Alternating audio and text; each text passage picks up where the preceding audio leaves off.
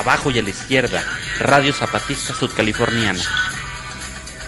Ya llegó Super Chamo, ya llegó, ya llegó, ya llegó Super Chamo. Bueno, pues buenas tardes a todos, gracias por estar aquí. Vamos a dar inicio al conversatorio del día de hoy. Pues para la Brigada Ricardo Flores Magón y para la sede del Archivo Histórico del Movimiento Social Sudcaliforniano es un honor tenerlos aquí con nosotros para un testimonio más del ciclo de conversatorios que está ofreciendo el arquitecto Gilberto Piñeda.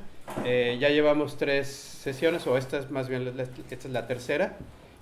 Las 2 primeras tuvieron por tema, la primera fue sobre el bloque, no, eso es lo que viene. La primera fue sobre la Colina del Sol, que fue titulado por Tito, Primera Resistencia al Desarrollo Inmobiliario en el Esterito, y eso cubrió el año de 1972. Después, el viernes 3 de mayo pasado, tuvimos una plática también, testimonio de Tito, sobre el Grupo de Acción Popular, una semilla de la izquierda sudcaliforniana, que eso cubrió los acontecimientos del 73. Y el día de hoy vamos a platicar, o nos va a platicar Tito, su testimonio, va a rendir su testimonio sobre el CIT-PREMO, semilla del sindicato universitario en el año 1978. Y pues, de lo que se trata este conversatorio, según escribió en síntesis el propio Tito, es una organización sindical que todavía subsiste desde hace más de 40 años, es el Sindicato de Trabajadores de la Prepa Morelos, conocido como CIT-PREMO.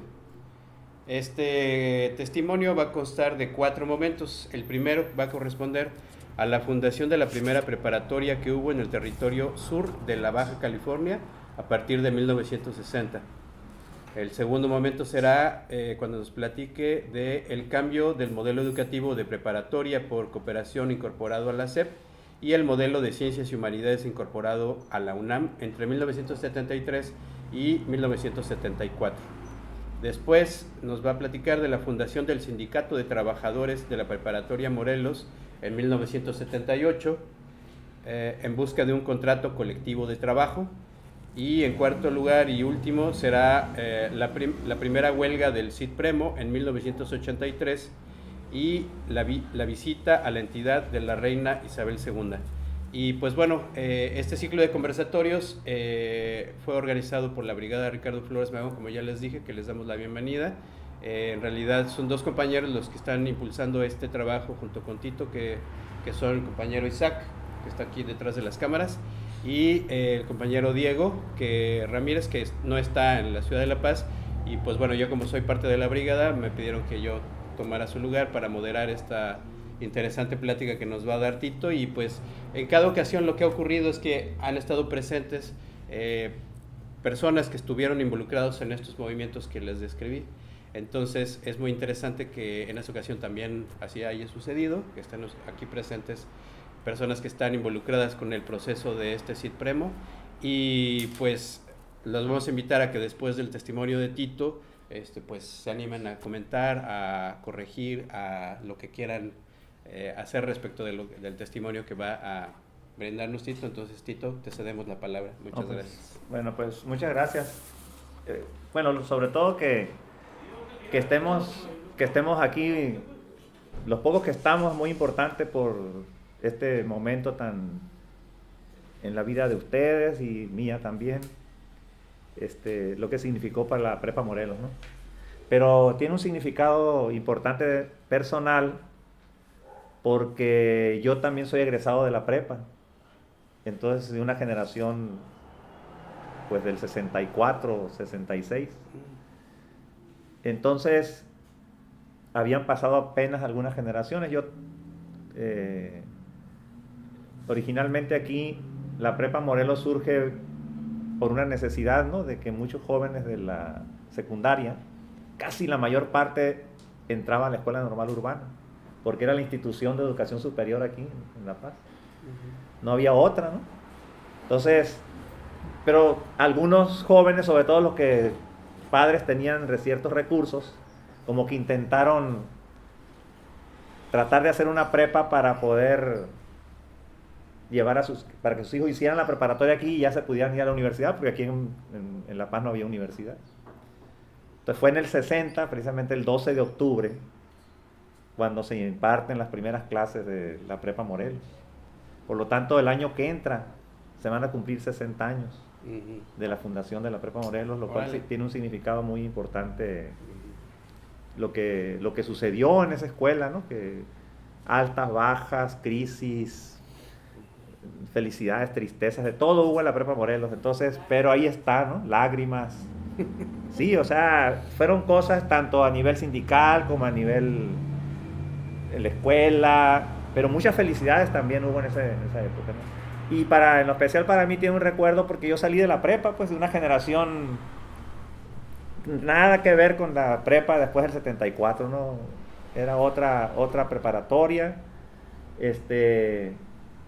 Ahorita, por ejemplo, nos estamos reuniendo los compañeros de la generación del 64-66 y estamos tratando de hacer un testimonio, un libro sobre esa generación. Y entonces la mayor parte entraba a la normal, como dije, ¿no? Surge la prepa y entonces hay una generación en los 60 que empieza a salir fuera. De hecho, ya salían los que querían irse desde 1920. Ustedes saben que en 1920 es por primera vez el gobierno de Agustín Arriola beca a los primeros jóvenes que salen, y desde entonces se forma la Casa del Estudiante y la Asociación de Estudiantes Subcalifornianos en México.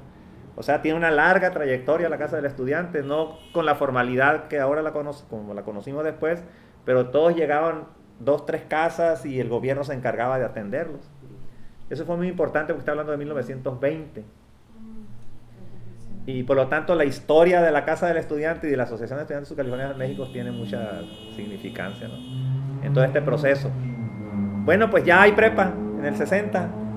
Ya en el 62 sale la primera generación y todo el mundo sabía estudiar. Había 2 lugares para ir a estudiar nada más: Guadalajara y el DF. O sea, la Universidad Autónoma, porque la mayoría entraba a la Universidad Autónoma de Guadalajara, y a la universidad, quiere decir que eran los que tenían mayores recursos porque era muy cara, a diferencia de la Universidad Autónoma. Entonces esa primera generación sale a estudiar. Las siguientes, entre las que nos contamos, igual seguía lo mismo. En el 66, que salí yo, 67, 68, 70, etc. Se fueron también a Guadalajara o a México. Ocasionalmente Hermosillo. Y algunos, como yo, que me fui a la Universidad de Guanajuato, ¿no? Por una circunstancia. Entonces, la prepa tiene una historia larga, no solamente por los 60 años, sino por lo que ha significado todo este asunto de la preparatoria Morelos, ¿no? Cuando se instala la prepa, se instala ahí en la Belisario Domínguez, entre 5 de Mayo e Independencia, donde estaba la secundaria Morelos. Enfrente estaba la Casa de Gobierno y a un lado estaba la secundaria Morelos. Allí en la secundaria Morelos, en la tarde, eran las clases de la prepa. Y así se mantuvo hasta que se cambiaron a la escuela en la 5 de febrero. La secundaria Morelos se cambia en la 5 de febrero porque derrumban el Palacio de Gobierno, y entonces construyen un nuevo Palacio de Gobierno y se van a instalar la escuela en la esquina del 5 de Mayo y Forjadores, en 5 de febrero y Forjadores. Y otra vez la prepa está en la tarde, era turno vespertino, ¿no? Entonces, esa prepa surge como preparatoria por cooperación, que estaba incorporada a la Secretaría de Educación Pública. Y por lo tanto, todo el modelo educativo estaba basado en lo que la SEP había establecido, ¿no? Como una norma para las escuelas preparatorias por cooperación, que eran un modelo que en todo el país empezaron a dar, pero en particular La Paz surgió el caso de que esa fue la primera preparatoria, ¿no? Fue hasta 1971 cuando se construye la prepa donde está ahorita, en 1971. En ese año yo estoy terminando la carrera de arquitectura, porque el 5 de febrero del 71 se da la construcción, porque los padres de familia, la Asociación de Padres de Familia empuja para que se construyera una preparatoria, porque pues obviamente, como era natural, la prepa iba creciendo, pues era necesario ya sus propias instalaciones, y así sucedió en el 71. Pero hay una anécdota, un acontecimiento interesante, porque un año antes hay una elección de estudiantes de la sociedad de alumnos y compiten dos planillas. La planilla, eso me lo contó el César, esa planilla, una era la de los fifís, como le llaman ahora, y la otra era, muy curioso, se llamaba planilla Ricardo Flores Magón, como la brigada. Y entonces hay una competencia así como de votación, como, o sea, ya es el antecedente de lo que pasó en la prepa después, y se nombra ahí ganan la Flores Magón, y resulta que cuando inauguran el edificio, va Gramón Cota, que es el gobernador, y el comisionado de la SED Federal de las prepas por cooperación, salud, de las prepas por cooperación, y resulta que no llega el gobernador, pues, llega tarde, y la Palomía está ahí esperando que no llegaba, y se empiezan como, supongo yo, ¿no? A inquietar, y entonces los que ahora conocemos como los guaruras, pues empezaron a tratar de impedir, no, va a llegar el gobernador, y iban a protestar. ¿Y quién era el que quién es el que habló ahí? Pues el César Piñeda, que era el presidente de la sociedad de alumnos, pues. Pero fíjate, me dio los nombres, y en esa estaba el César Piñeda, el Adán Núñez, el Juventino Cota Montaño, el Tolón, que era Héctor León, y la Lucía Trasviña Valderrama. Ellos eran sí, la directiva, la que había ganado las elecciones de las Flores Magón, pues. Interesante, ¿no? Digo, como una referencia, esa yo no lo viví eso, pero al contármelo lo conecto con lo que pasa, porque ya estamos en el 71. Ellos salen en ese año, y yo llego y empiezo a dar el dibujo en segundos de dibujo constructivo, que correspondía, el que me tocó dar a mí el dibujo constructivo. Yo entré en noviembre de 1971, ¿no? El 5 de noviembre. Y entonces ahí empiezo a dar esa clase. Y me toca otra vez este grupo que había empujado para la salida del director y para que ingresara un director diferente.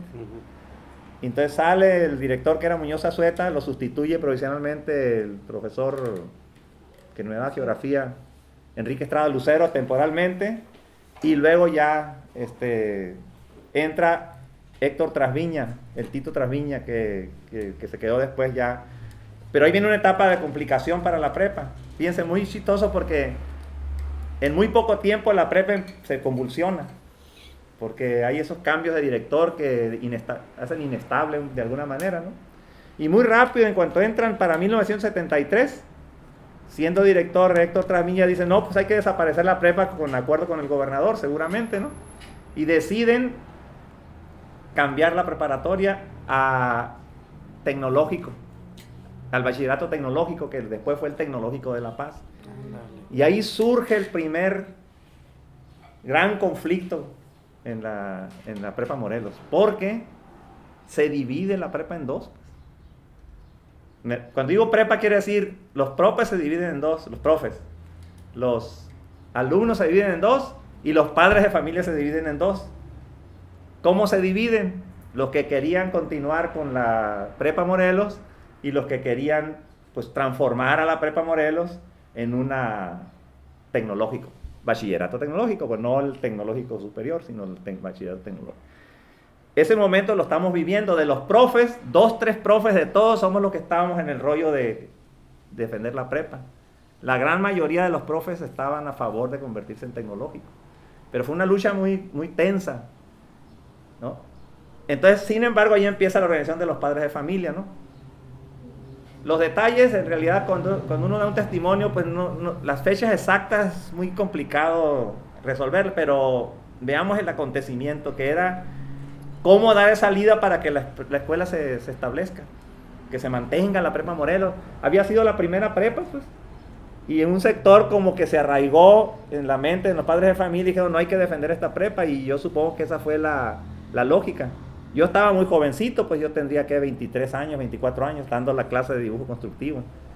En un año se daba dibujo constructivo y en el otro año se daba dibujo. Yo empecé dando dibujo constructivo y ya seguí dando dibujo y dibujo constructivo, que en la plan CEP era así, ¿no?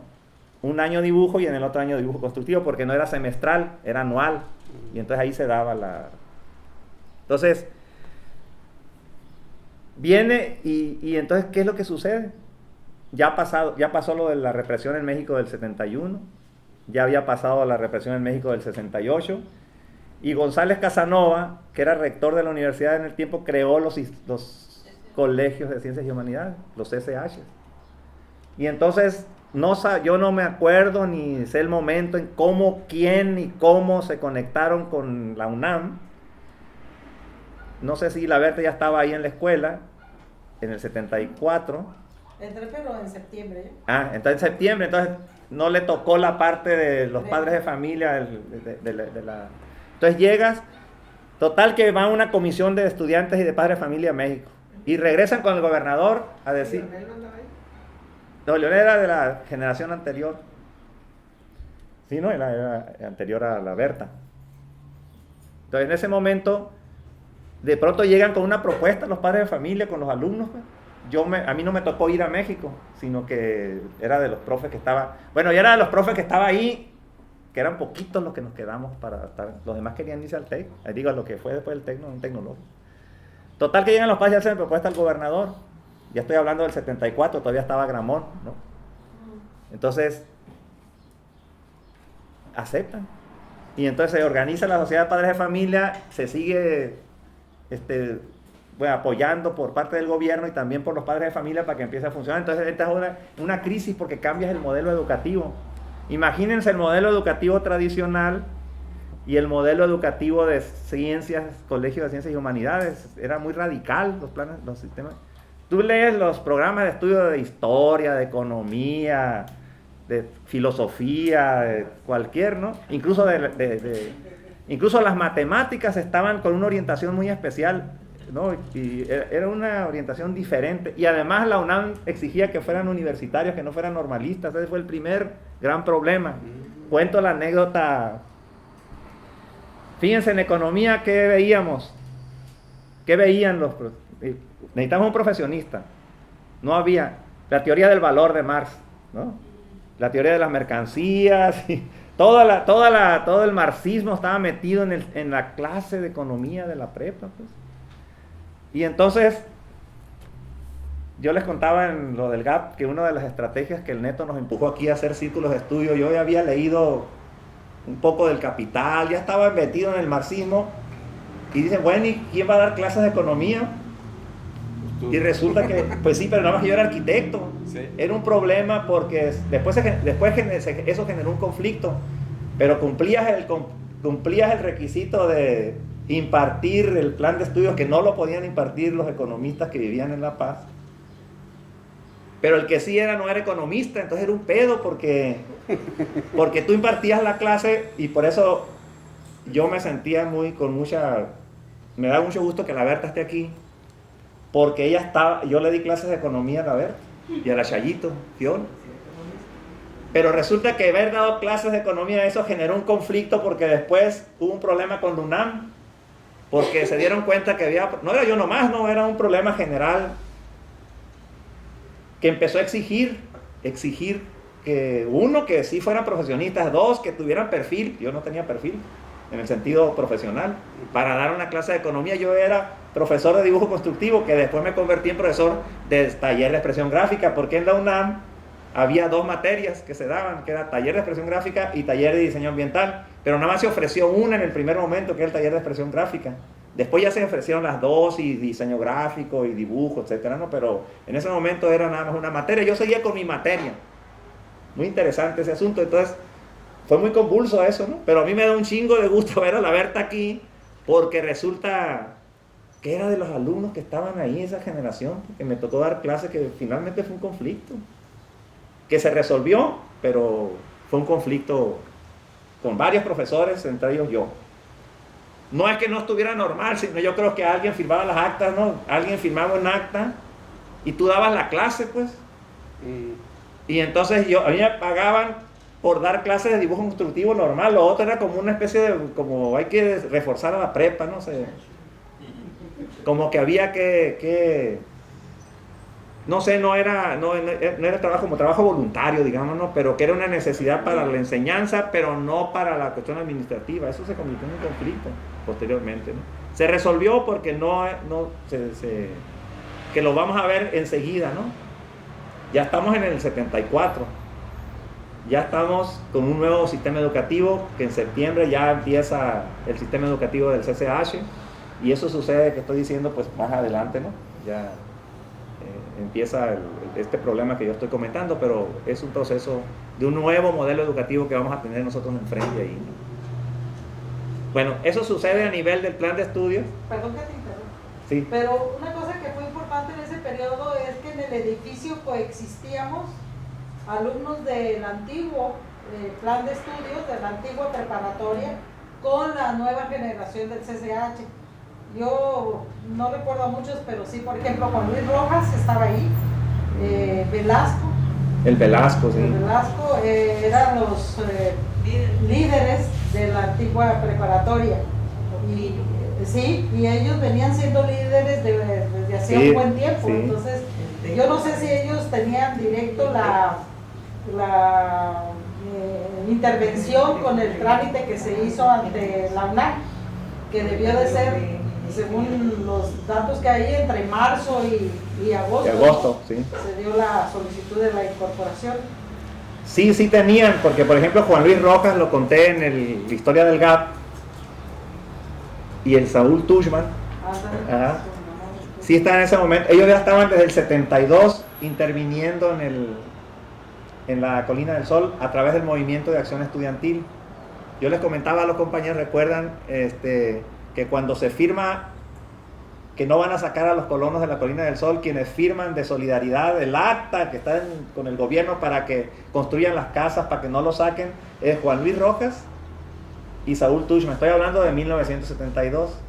En el 73 surge el Grupo de Acción Popular, y ahí el Juan Luis es uno de los miembros que integran, el Víctor, la Mirna, el Amadeo Murillo, yo, etcétera, ¿no? Ellos estaban en la normal, yo estaba dando clases, el Rojas estaba en la prepa, estaban saliendo de la secundaria en el 71 y entran a la prepa. Entonces eran desde antes un grupo que estaban organizados en el MAE, en el Movimiento de Acción Estudiantil, y en esa época en la prepa estaba en el Comité de Acción Política, que era el grupo afín al GAP, al Grupo de Acción Popular, como estudiantes de la prepa, ¿no?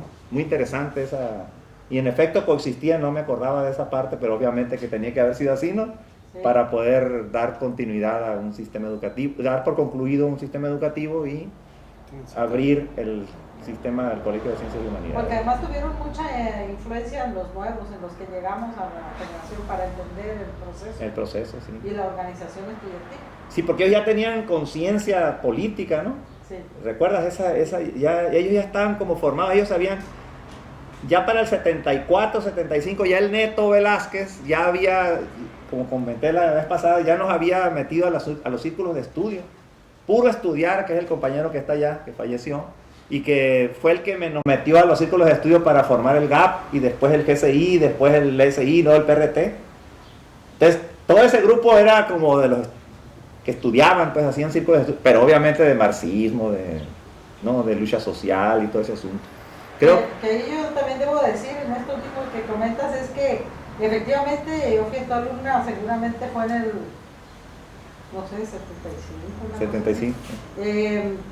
Y además de lo que nos dabas de marxismo en la materia, que así lo establecía el plan de estudios en ese momento, también nos metiste en unos círculos de estudio, lo cual yo siempre hago referencias todavía en mis clases en la uni, porque como éramos clandestinos, nos reuníamos en diferentes lugares en la tarde-noche, ¿no? Y entonces el Tito nos cambiaba de lugar y ahí llegábamos todos con la lectura realizada, y ahí realizábamos eso. Entonces era un grupo compacto, pero muy metido. Sí, es cierto, eso es un grupo estudiantil. En el 76 te debió haber dado clase de economía porque se daba en el último semestre.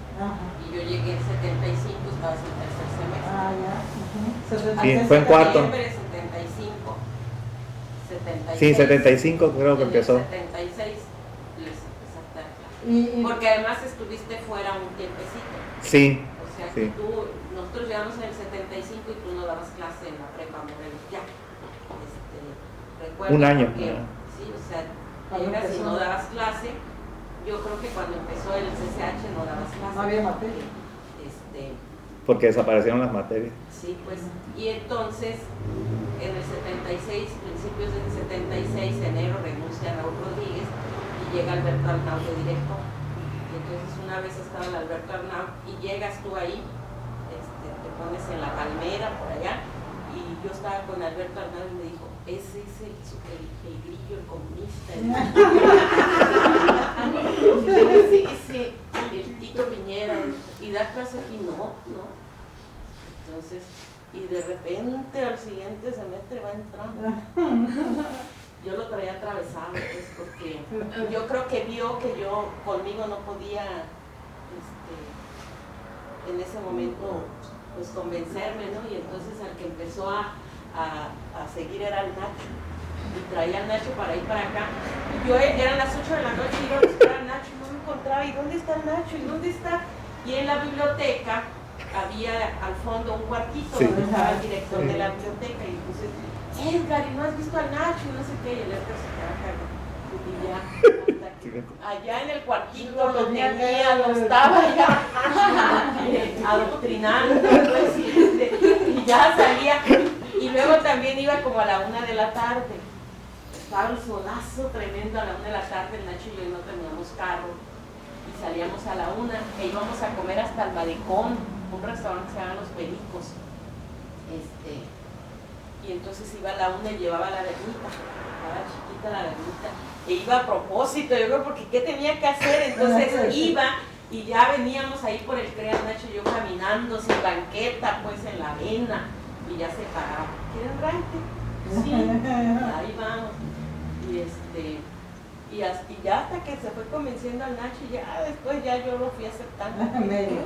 Pero así fue. Sí, y es que entra en una generación, la UNAM empieza a exigir y llegan los compañeros tienen que, no había, aquí en La Paz no había quien, entonces llegan los recién egresados, por ejemplo de la Universidad de Veracruz, llegaste tú, el Nacho y quién más. Primero Javier ya estaba. Y Javier ya estaba antes, Javier. El de ética. Ese llega después. Llega después. Y luego de Sonora viene el Jorge Vale. No, pero Después, sí, pero me refiero a las generaciones que llegan de Sonora. Rodríguez. El Soltlache que no vino primero. No, eso. Entonces llega después, ¿no? Él fue el que propone, ahorita voy a ver a eso, el nombre del sindicato, que se llame Sindicato de Trabajadores de la Preparatoria de Morelos, el CIPREMO, en la asamblea constitutiva, la Dolores, que era su compañera. Entonces, en ese periodo sí fue conflictivo, por ejemplo, cuando hay la transición porque una parte, yo por ejemplo, estaba dibujo y en el otro año dibujo constructivo, entonces termina y empieza el CCH al mismo tiempo que empieza el otro, entonces hay un semestre, un año en que no tienes clases, ¿no? Claro, ahí se supone, no, pero ¿dónde la clase? Y que yo tengo que dar clase, y no, pues no se pudo, hasta que posteriormente ya les di a ellos, ¿no? Y di taller de expresión gráfica, que era el de quinto semestre. Y ciencia política, que son las dos materias que era conflictivo después. Bueno, al mismo tiempo que sucede eso, entonces empieza hay dos directores, ¿no? En el cual no hay elecciones como eran, que era el de Rodríguez y Rodríguez, que fue el primero, y luego el de Alberto Arnau, ¿no? Pero después de eso viene el otro momento clave para la prepa. Bueno, ahorita lo platicas porque yo no me acuerdo de todo, ahorita lo platicas tú. Pero el asunto es que, no, lo que quiero ver yo, cómo estábamos ahí en el asunto de las condiciones laborales de nosotros como trabajadores. Luego todo era por asignatura, ¿no? Ahora el pago por asignatura. Y entonces estábamos con la cosa de que luego el seguro social al principio cuando estábamos en la antigua prepa no teníamos, y cuando entramos no teníamos, era un problema que había que luchar adentro de la escuela. Y empieza un poco la idea de formar una organización sindical, y al mismo tiempo que estaba pensándose en eso, se estaba pensando en que el director debería ser nombrado por toda la escuela. Estamos llegando al 78 en dos momentos, ¿no? Cuando se elige Arizpe, que en febrero por ahí viene la elección, y en marzo se constituye el sindicato, o sea, en el mismo año. se nombra a Humberto Arizpe como director. El Lázaro Reynosa, el compañero de Lazarito, había sido el candidato a su director junto con Humberto Arizpe, pero Lázaro, como la elección era votar por el director y votar por el subdirector, Lazarito pierde la elección, gana Arizpe y gana el Lamberto Villegas como su director. Entonces queda Arizpe y Lamberto Villegas, que no coincidían, porque los que estábamos en la base estábamos apoyando a la planilla de Arizpe y de Lázaro Reynosa, y podemos decir ganamos la elección, ¿no? Entonces dijimos nosotros, no, pues si ganamos la elección no le van a dar para atrás al sindicato ni le van a dar para atrás al contrato colectivo que estamos pidiendo, pues. Y vamos, se constituye el sindicato. Por cierto, ahí el primer secretario general fue el Nacho, fue el secretario general del sindicato. Pero la elección no se hizo, por cierto, en la elección constitutiva. Se convocó para aprobar la constitución del sindicato el 6 de marzo del 78. Y no se le elige el comité directivo porque hay una propuesta, no me acuerdo de quién, creo que Leras o alguien, propone que la elección del comité, que la directiva sea 2 semanas después, y hasta el 16 de marzo se constituye. Ya había ganado la elección Humberto Arizpe. Y entonces nosotros dijimos, pues de aquí somos, ¿no? Porque si tú apoyaste una candidatura democráticamente, porque ahí votaban todos los alumnos, el valor del voto era el mismo, el alumno, el profesor y el trabajador de intendencia. Así que el que quedara mayoría ya ganaba, ¿no? Y entonces pues dijimos, bueno, si va en el mismo proyecto democrático y un proceso democrático tiene que ver con el reconocimiento de los derechos laborales, dijimos, pues va muy fácilmente. Entonces entramos en un proceso. Tardamos varios, no sé, hasta el 80 nos dieron el registro, ¿no? O sea, resulta que fuimos a la Junta de Conciliación y Arbitraje a solicitar el registro, que fue el número 172 finalmente, pero nos daban para atrás. Incluso ya habían nombrado el segundo comité ejecutivo cuando tú fuiste secretaria general y todavía no nos daban el registro, ¿no? Entonces, ¿por qué ellos argumentaban que no estábamos en el apartado A, que éramos del apartado B? Como para ese tiempo ya el gobierno financiaba la prepa, pero seguía siendo una asociación civil. Pero sin embargo no nos daban oportunidad. Viene el proceso nacional de los sindicatos universitarios. ¿Recuerdas la Federación Nacional de Sindicatos Universitarios? La FENSU. Empiezan a empujar a cambio para que sean reconocidos los sindicatos universitarios, y no es hasta el 80 que nos dan el registro. Y por lo tanto crea condiciones para hacer el contrato colectivo. Pero hay un paréntesis ahí. Recuerdo, no me acuerdo dónde vivía el Arizpe, nosotros contentos, la Arizpe, el Nacho y yo fuimos con el Arizpe porque había ganado y que nos va a apoyar el sindicato, y nos mandan por un tubo. Llega como director y literalmente nos dicen, prácticamente no quiere nada con nosotros.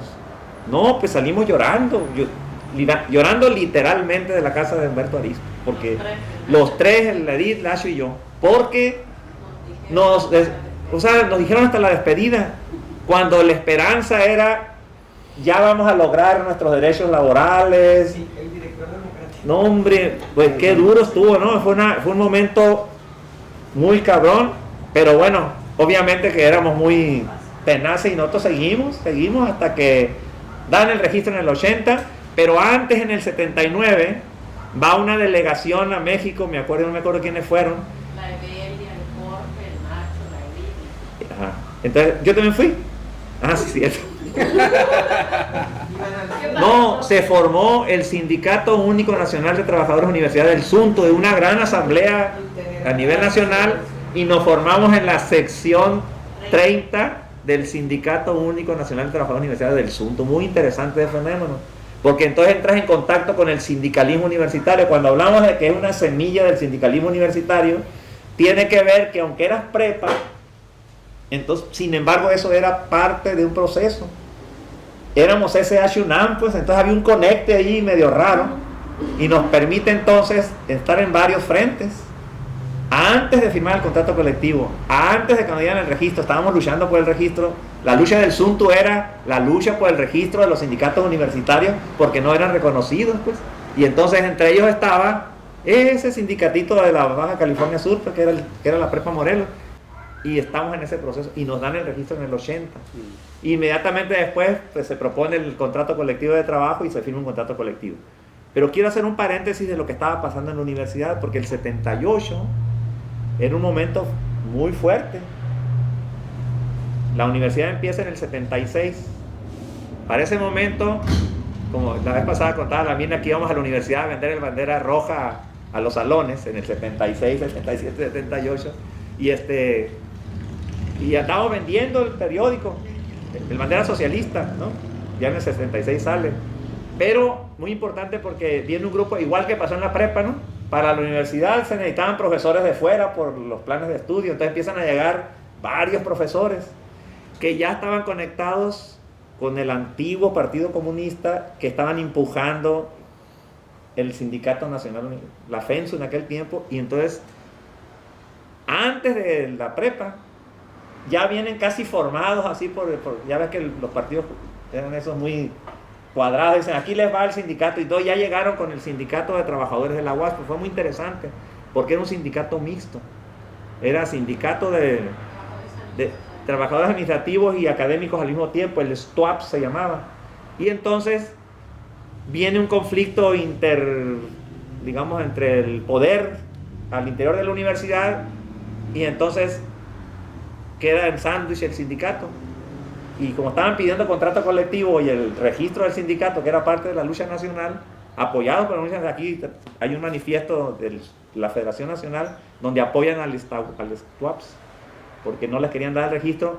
Pero en el 78 se para la UAPS, hay un conflicto interno, hay una protesta, la gran mayoría los universitarios se oponen al sindicalismo, se están oponiendo al sindicalismo y rompen ¿no? Porque la gente que venía era como que venían impuestas desde el exterior, ¿no?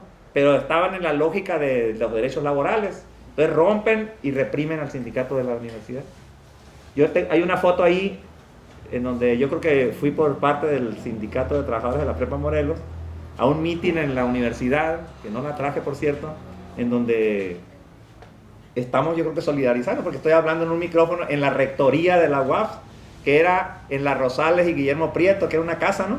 Y entonces fuimos como trabajadores de la Prepa Morelos y hablé, me acuerdo en ese momento, ¿no? Un día me encontré la foto y dije, no, pues sí, me acordé de que era ese el momento cuando el sindicato, había 2 rectores, se había dividido el consejo universitario en 2, era un conflicto fuerte. Entonces, fíjense, es el mismo año en 2 conflictos muy fuertes, pues, simultáneos, ¿no?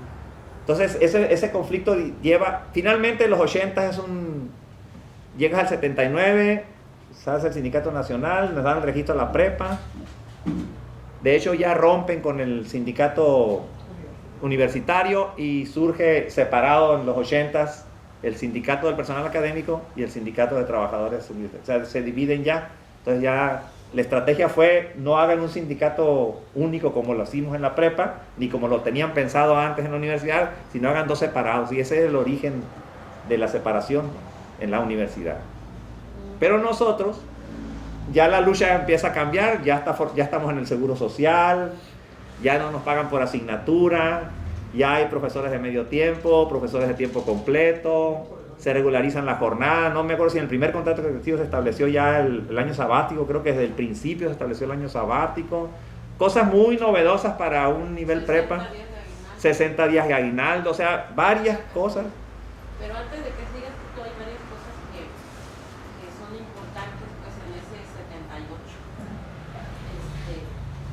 Una cuestión es que renuncia Alberto Arnaud por enfermedad.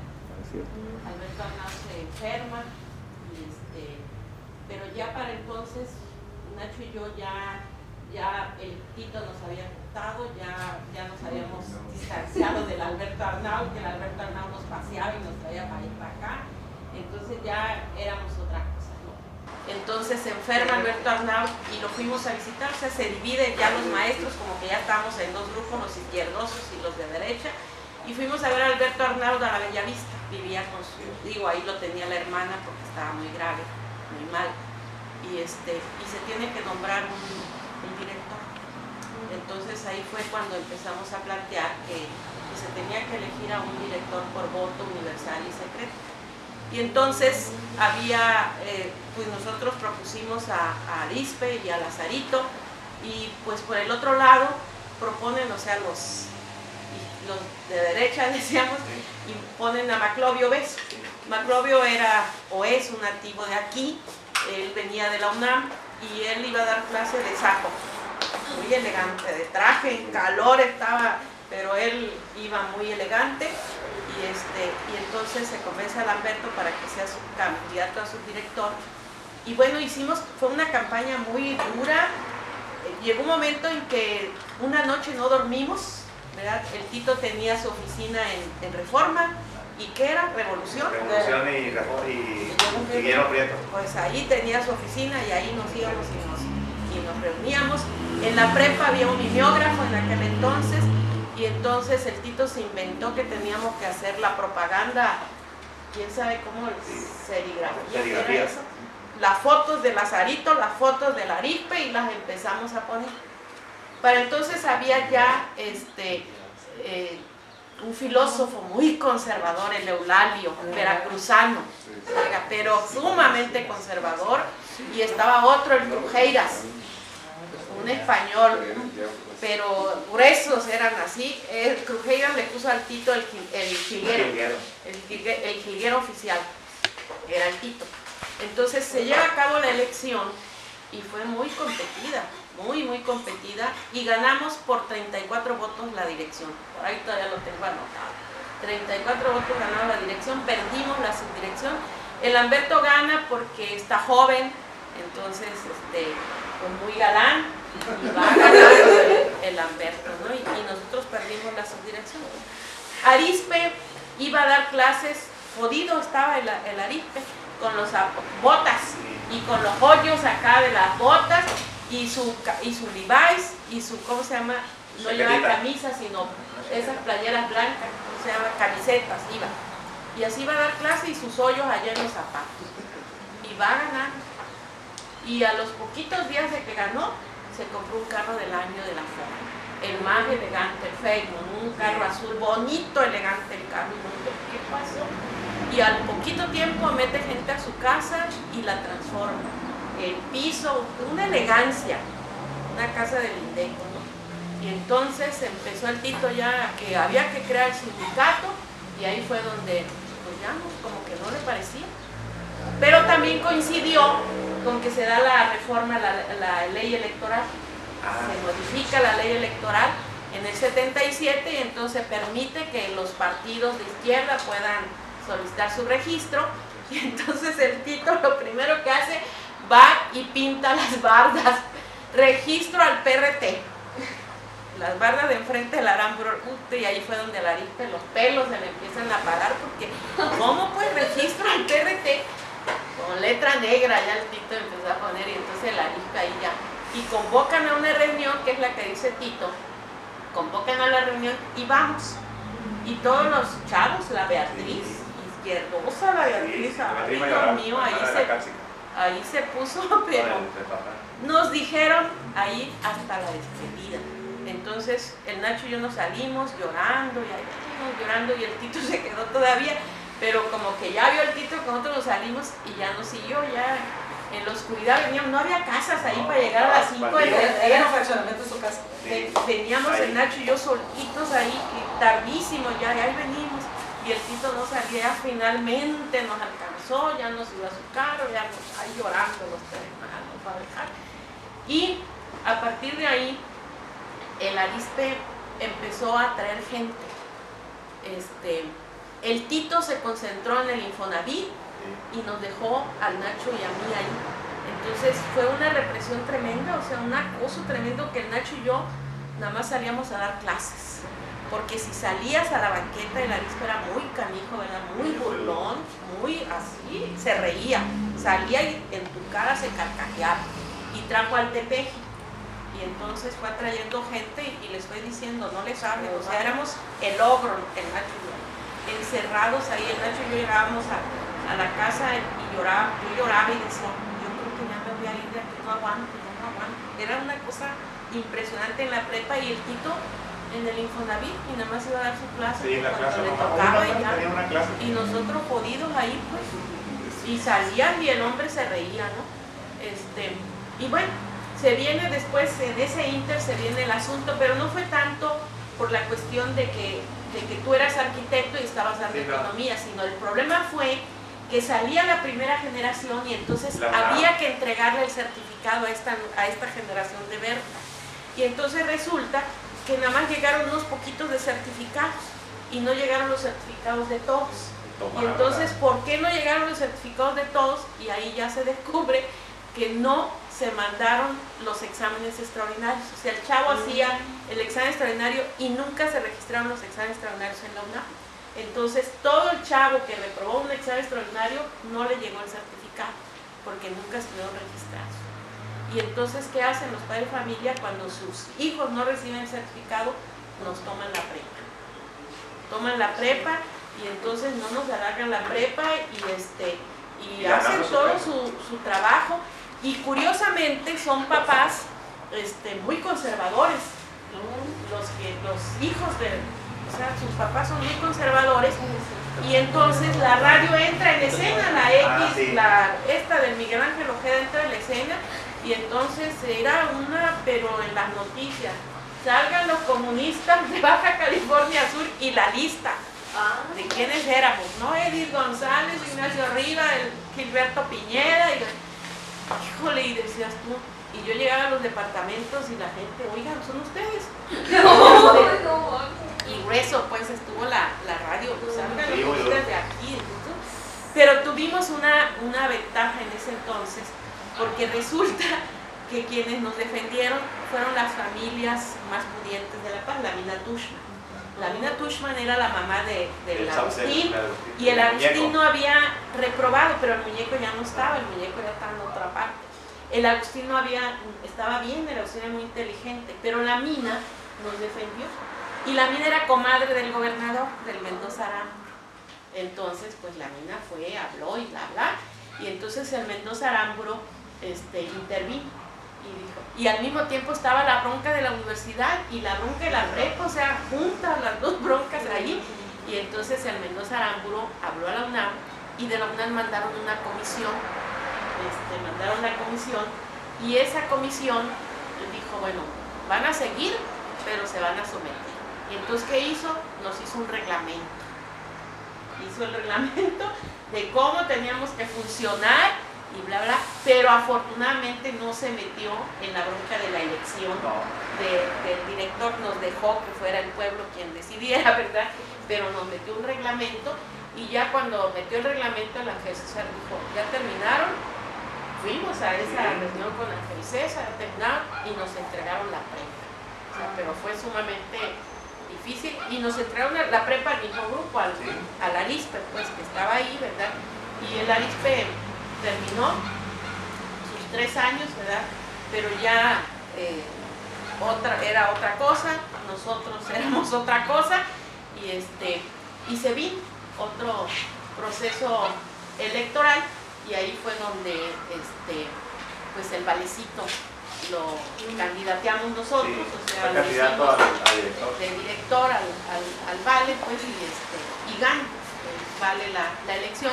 Su hermano se lanza también, el Sergio Vale estaba en contra de él, el Sergio era de otro grupo, vivían juntos allá en la 8 de octubre, y ganamos nosotros, o sea, pierde el hermano. Y fue una crisis tremenda entre los hermanos, tuvo que venir la mamá para poder apaciguar la bronca, ¿verdad? Pero finalmente ganamos.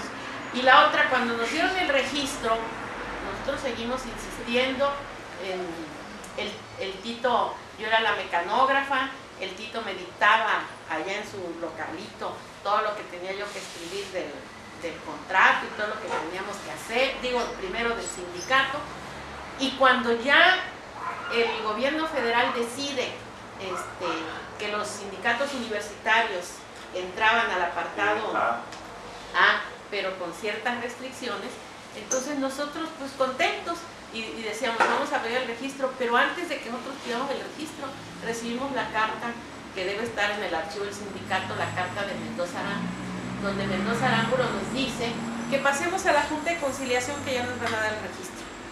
O sea, y así fue, o sea, nos manda la carta y nosotros ya fuimos a la Junta y sí, rapidísimo nos dieron el registro, nombra un patronato y el primer patronato que nombra es a Carlos Estrada Rival, al doctor Carlos Estrada Rival, muy amable señor, se comportó a la altura y al poquito tiempo aceptó. Empezamos a redactar nuestro contrato colectivo, que ya dijo el Tito, un contrato muy avanzado para entonces, porque metimos el año sabático, metimos 60 días de aguinaldo, la prima vacacional, que el tiempo completo no debía tener más de 25 horas frente a grupo, que el medio tiempo no más de 12 horas frente a grupo, etcétera. O sea, fue un contrato así muy avanzado.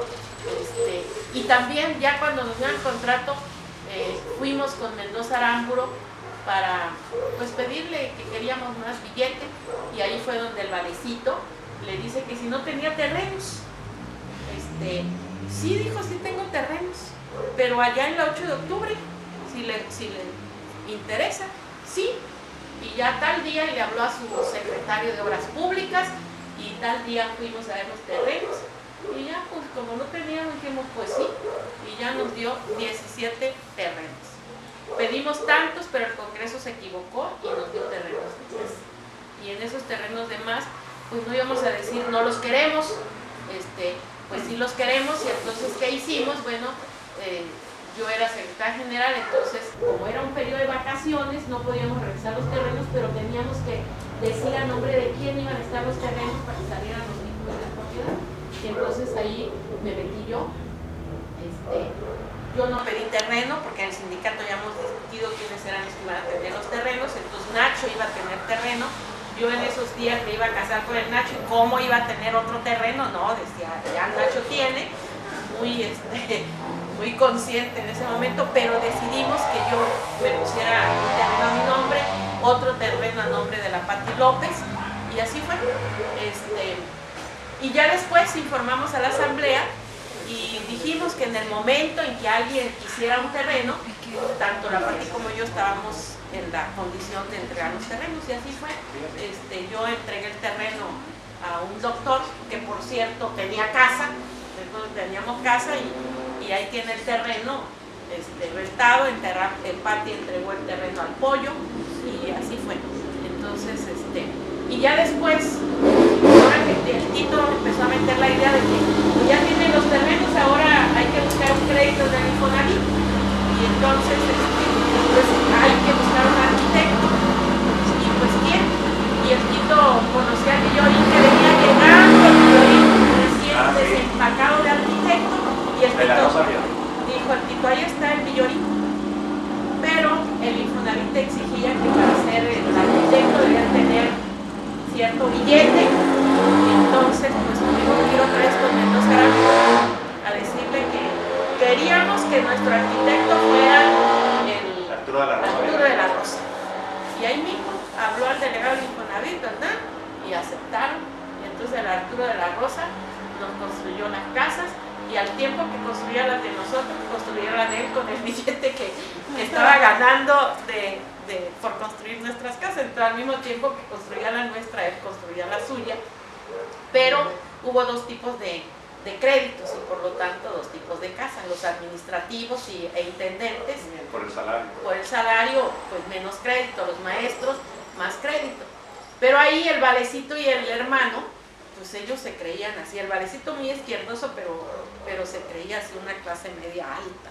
Y entonces cuando discutíamos la cuestión de cómo iba a ser la casa, porque además discutíamos en el sindicato que, a ver Villorín, ¿cuál es el plano? Entonces ellos querían una casa que el Villorín decía, es que cuesta 2 millones esta casa. O sea, para todo lo que ellos querían. Y el máximo crédito que teníamos los maestros era de 450,000 pesos en aquel entonces. Y el Valecito quería un baño enorme, no sé cuántas recámaras y bla bla. Entonces pues finalmente tuvieron que ajustar el crédito e hicieron su casa, o hicimos los maestros nuestra casa como hicimos el Valecito, en lugar de 4 recámaras o 2 recámaras, un baño grandote, pero cada quien hizo, pues entonces creo que fueron momentos así muy, muy bonitos, pero de mucha contradicción, de mucha presión, pero que logramos salir adelante en ese momento. Sí, incluso ese fenómeno de las viviendas era también la lucha de Ardemi, porque Ardemi había recibido las casas que están también en la 8 de octubre, o sea, fue una lucha, o sea, el gobernador sabía con quién se estaba enfrentando, ¿no? Dos sindicatos independientes, entonces recibían la presión. Entonces, es un momento duro, difícil, largo, corto pero largo al mismo tiempo, porque el sindicato tenía que enfrentar un montón de situaciones y también internamente en la elección de director. Estaba viendo aquí en la reunión del Consejo Interno donde está la votación de Humberto Arique, tuvo 208 votos, el ingeniero Maclovio Beso 172 y se registraron 11 abstenciones. Y ahí viene la pérdida de Casarín. Aquí me nombraron a mí presidente de debates en la reunión del Consejo y a Leras, el secretario de actas, para contabilizar, como el colegio electoral era el Consejo Interno, ¿no? Entonces, pero esa etapa fue una etapa, fíjense, una mezcla, pues la lucha democrática de confrontación entre diferentes posturas al interior de la universidad por la administración de la prepa, y la otra es la lucha sindical, o sea, había dos momentos. Pero la huelga, sobre todo la huelga del 83, fue una huelga importante por varias razones. No recuerdo, pero creo que ahí era cuando estaban ustedes estudiando todavía, ¿no? Y cuando levantamos nosotros la huelga, hubo una oposición muy fuerte a que levantaron, incluso porque tomamos la decisión de levantar la huelga. Pero es muy interesante lo que pasó en el 83. Estaba programado para esas fechas. Acuérdense que el contrato colectivo de trabajo lo firmamos un 20 de febrero, ¿no? Y por lo tanto, cada año y cada 2 años se hacía la revisión. Y por esa fecha estaba programada la venida de la reina Isabel II, en ese momento. Entonces, antes de lo que era común en el sindicato, es que era antes de empezar la revisión, se formaba lo que tradicionalmente se llamó el COCOHUE, el Comité Coordinador de Huelga, desde entonces, el COCOHUE, y todavía se sigue llamando así, ¿no? Sí. ¿Sí, verdad? Y entonces, ese comité Coordinador de Huelga, se sumaban los estudiantes no al comité coordinador de huelga, sino que ellos formaban no sabe cómo, pero formaban su propio comité para apoyar la huelga. Incluso cuando se hacía la distribución de las guardias, estalla la huelga en el 83, pero antes hay una campaña, me acuerdo de una manifestación en donde hay una intención de reprimir. Yo creo que era previsto por lo que iba a pasar con la Isabel II, pero como iba a venir una gran personalidad a La Paz, recuerdo que el sindicato tomó un acuerdo de ir a manifestarse por la 16 de septiembre, donde es Dorians ahora. Así es, ahí. Y entonces acordamos que cada quien iba a llevar una letra, solución o huelga, y todo el mundo iba a levantar en su momento, ¿no? Pero antes nos llegó la noticia de que iban a detener, no se sabía quién, y entonces me dicen, yo no iba a ir, me dijeron no, que se escondiera el Tito, y me escondí, me fui, no estuve porque ya venía todo el Estado Mayor Presidencial y todo ese asunto, y dijeron no, por el que vienen es por el Tito. Pero ¿qué pasó? Secuestran al secretario general, al Manuel Rojo, al secretario que... No era Rojo, era Manuel, pero no era Rojo. Sí, Rojo, el Rojo. Sí, el Rojo. El segundo apellido es Rojo. Él era el secretario general, y al Miranda, que era un trabajador de intendencia. O sea, lo detienen, no sabemos dónde está, y se abre una crisis en el sindicato, pero la gente fue... Decidimos ahí que el Pollo fue el que planteó la idea de que lleváramos las letras y dónde nos teníamos que ubicar, y que cada quien hiciera su letra y la llevara como pudiera. Sí. Que el Tito se tenía que esconder y que el otro se tenía que ir a repartir los volantes al Jardín Velasco para distraer a la gente y no nos vieran a nosotros con nuestra solución de huelga cuando pasara. Entonces, efectivamente, la mayoría se concentró al Jardín Velasco, y los que teníamos la solución y huelga nos pusimos acá en el Sears, ahí en la banqueta, para cuando pasara el carro nosotros íbamos acá. Y iban ahí, y otros poquitos se quedaron en la guardia, acá en Sí, la porque prepa, estábamos en pues, huelga, porque ¿verdad? estábamos en huelga, se quedaron en la guardia y los policías y todos venían a checarnos. Al Y- Posada Mora, ahí estaba el Sí. local. Ajá, y resulta que va pasando la reina y pudimos sacar nuestro letrero, solución o huelga, no, por más que vino el Scotland Yard y todos los que vinieron, nosotros sacamos nuestra, Sí, la completaron. sí, solución o huelga, cuando iba pasando. Chun. Y ya al rato nos enteramos, ya está en el bote, se llevaron al Manuel, se llevaron Al al Miranda. se llevaron a prácticamente todos se los habían llevado.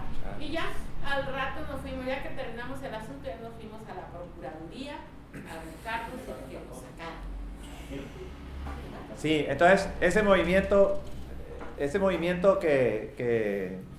esa huelga, curiosamente ahora en el 40 aniversario llevamos aquí del archivo las fotos, porque fue una huelga muy importante por esto que acaba de contar ahorita Edith, porque era confrontar, pues fíjate, y estaba aquí la reina Isabel, era un problema, un conflicto, estábamos en huelga, estábamos buscando el aumento de salario, etcétera. Y el gober ya de ese entonces era Alvarado Arámburu, Alvarado, sí. muy grueso el hombre. Era muy duro, entonces, ¿no? Entonces, la huelga, para que vean las imágenes porque están muy interesantes, ¿no? Bueno, obviamente que la lucha era por nivelación salarial y por la revisión del contrato colectivo, ¿no? Pero ya se había hecho el mural de la Morelos que en ese año se hizo, en el 82-83, el Merino era profesor de pintura y ya había hecho el mural que ahorita está en la preparatoria. Y en las guardias, pues las imágenes aquí tan bonitas es que están los compañeros, por ejemplo, en la guardia ahí, el Tepeji que ya Manuel falleció. Ballesteros. Manuel Ballesteros Rojo, exactamente, Era era el secretario general. El Ballesteros. Aquí está, ya murió el compañero de literatura, de redacción. Y el Ballesteros está en- Aquí está Miguelito Cota también, el Miki, que estaba chiquito, que es trabajador de la prepa ahora, el Valente, estamos ahí en la carpa. Luego el Huizapol en un meeting que hicimos ahí por la Forjadores, ¿no? Que tocando. Aquí, bueno, yo participando ahí en el meeting, estamos en un pick-up, pusieron un pick-up y arriba nos subimos. El Villorín creo que era el secretario general, porque aquí está el Villorín. No, ahí estaba en esa huelga, le tocó él. Aquí está una foto que ya bien, si hubiera estado bien hecha, ya está oscureciendo. En el meeting que empezó en la tarde ya está oscureciendo, es el mismo meeting. Pero ¿Quién es ese? eso yo, pues. Pero miren el pick-up, ¿de quién es el pick-up este? Estaba gorda, de Don Gustavo. El pick-up de Don Gustavo, que era un intendente, está muy interesante. Las asambleas, cuando recibíamos una noticia, miren, fíjense, 60% de aumento salarial era la petición, ¿no? Que era muy interesante. Aquí, lo interesante de estas fotos, ya vistas en cerca, esta, por ejemplo, y esta, están trabajadores de la universidad, de Ardemi, o sea, es del bloque, es un acto donde todas las fuerzas del movimiento se encuentran Se unieron. ahí. Y bueno, esta seguramente fue cuando levantamos la huelga. Mira, esta Levi chiquita, allá estoy yo con Parma Negra, el César, ¿no? ¿Qué te parece a Diego? Ese es muy el pollo. El pollo. Entonces, levantamos la huelga, pero el levantamiento de la huelga fue muy duro, porque creo que ahí Gustavo y otros compañeros estaban participando en un grupo estudiantil muy fuerte, y ellos consideraban que no era conveniente. Por eso les digo que como los jóvenes jugaron un papel muy importante en las huelgas, porque estaban solidarizando, a tal grado se llegaba el asunto de la huelga, que ¿por qué levantas una huelga si no?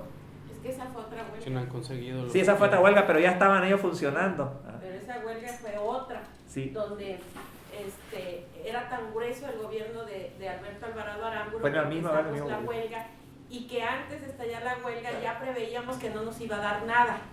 Y entonces decidimos, el Tito, el Nacho, yo, decidimos que nos íbamos a ir a huelga, aunque no nos dieran, y el Tito decía, hay que irnos a huelga aunque sea 3 días, pero hay que demostrarle al gobernador que nos vamos a huelga. Y decidimos irnos a huelga, pero sabíamos que no nos iban a dar nada, y sí, fue grueso el asunto, y ya finalmente el Tito y yo me acuerdo que ¿qué carro tenías? Un carro chiquito, y fuimos, que queríamos que nos entrevistar y todo. Un Rambler. Y ya el Tito y yo decidimos que teníamos que levantar la huelga, porque no nos iban a dar nada y no tenía caso seguir más días en la huelga, ¿verdad? Y ya nos venimos. El Tito y yo convocamos a una reunión ahí, bueno, a la asamblea, y ya empezamos a decir que íbamos a levantar la huelga. Y estaba la Marta Cubedo, ¿te acuerdas? Que era también conservadora, la mujer esa, de letras, de redacción. Y ahí fue donde se nos vino la oposición. ¿Cómo? Porque siempre habíamos tenido huelgas, y en todas las huelgas habíamos obtenido algo. Algo. Y en esa nada. Pero también decíamos, tantos días y nada, pues va a estar peleagudo el asunto. Entonces decidimos y nos aventamos ahí. No, miren, que no sé qué, echar el rollo, y pues nos dijeron hasta la despedida, pero levantamos la huelga. Sí, pero se votó, ¿no? Sí, así, Sí, pues sí se no votó. tenía que votar. Tuvimos que argumentar, y unos no, otros sí. Y aquí está el GIC, que era nuestro el asesor. abogado, Ajá. el asesor. Legal, el Pablo. Pero yo creo que ese momento, no sé, Gustavo, ¿en qué momento fue cuando ustedes se organizaron? Bueno, En el 83. Sí, fue el 83. Sí. 83, yo entro al 84 la prepa. Ajá. Pero sí, ya había oposición, ya había movimiento estudiantil por un lado, ¿no? Sí, porque el grupo ya estaba organizado ahí cuando tú entras. Ya estaba. Y ellos ya estaban ahí Sí, desde la visita de Isabel II, que empujaron como grupo, ¿no? Muy fuerte. La crisis nuestra fue cuando nos levantamos la huelga, fue posteriormente, pero en ese momento el grupo más radical de los estudiantes, digamos, más radical desde el punto de vista ideológico, incluso a la izquierda del PRT estaban en una postura y eran las que estaban empujando a que no se levantara la huelga, pues. Lo que quise decir más bien es que como los jóvenes de diferentes corrientes de la izquierda y conservadores estaban vivos ahí, o en contra, o apoyando las huelgas, o apoyando críticamente a las huelgas, que fue el caso de los compañeros, ¿no? De la CUJP, ¿cómo se llama? Comité de Unidad Juvenil Popular, ¿no? Que era muy importante en ese momento como grupo, ¿no? Al interior de la escuela. Y entonces ese fue, digamos, un momento. Toda la historia después del 83 pues es ya otra historia que hay que contar, pero por lo menos esa es la parte, digamos, más dura, más compleja, que vivimos, ¿no? Desde el movimiento de la salida de Muñoz Azueta, ¿no? Hasta la huelga del 83, ¿no? Que nos toca la primera experiencia esa de represión fuerte con la detención de Manuel Ballesteros y del Miranda, ¿no? Que terminó. Y bueno, creo que esa... Y luego las elecciones ya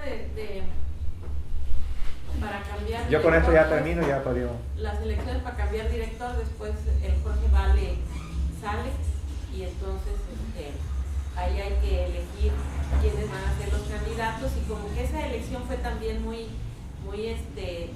importante al interior del grupo, porque estaba Villorín, que podía ser candidato, estaba Nacho, que podía ser candidato, y estaba César Piñeda.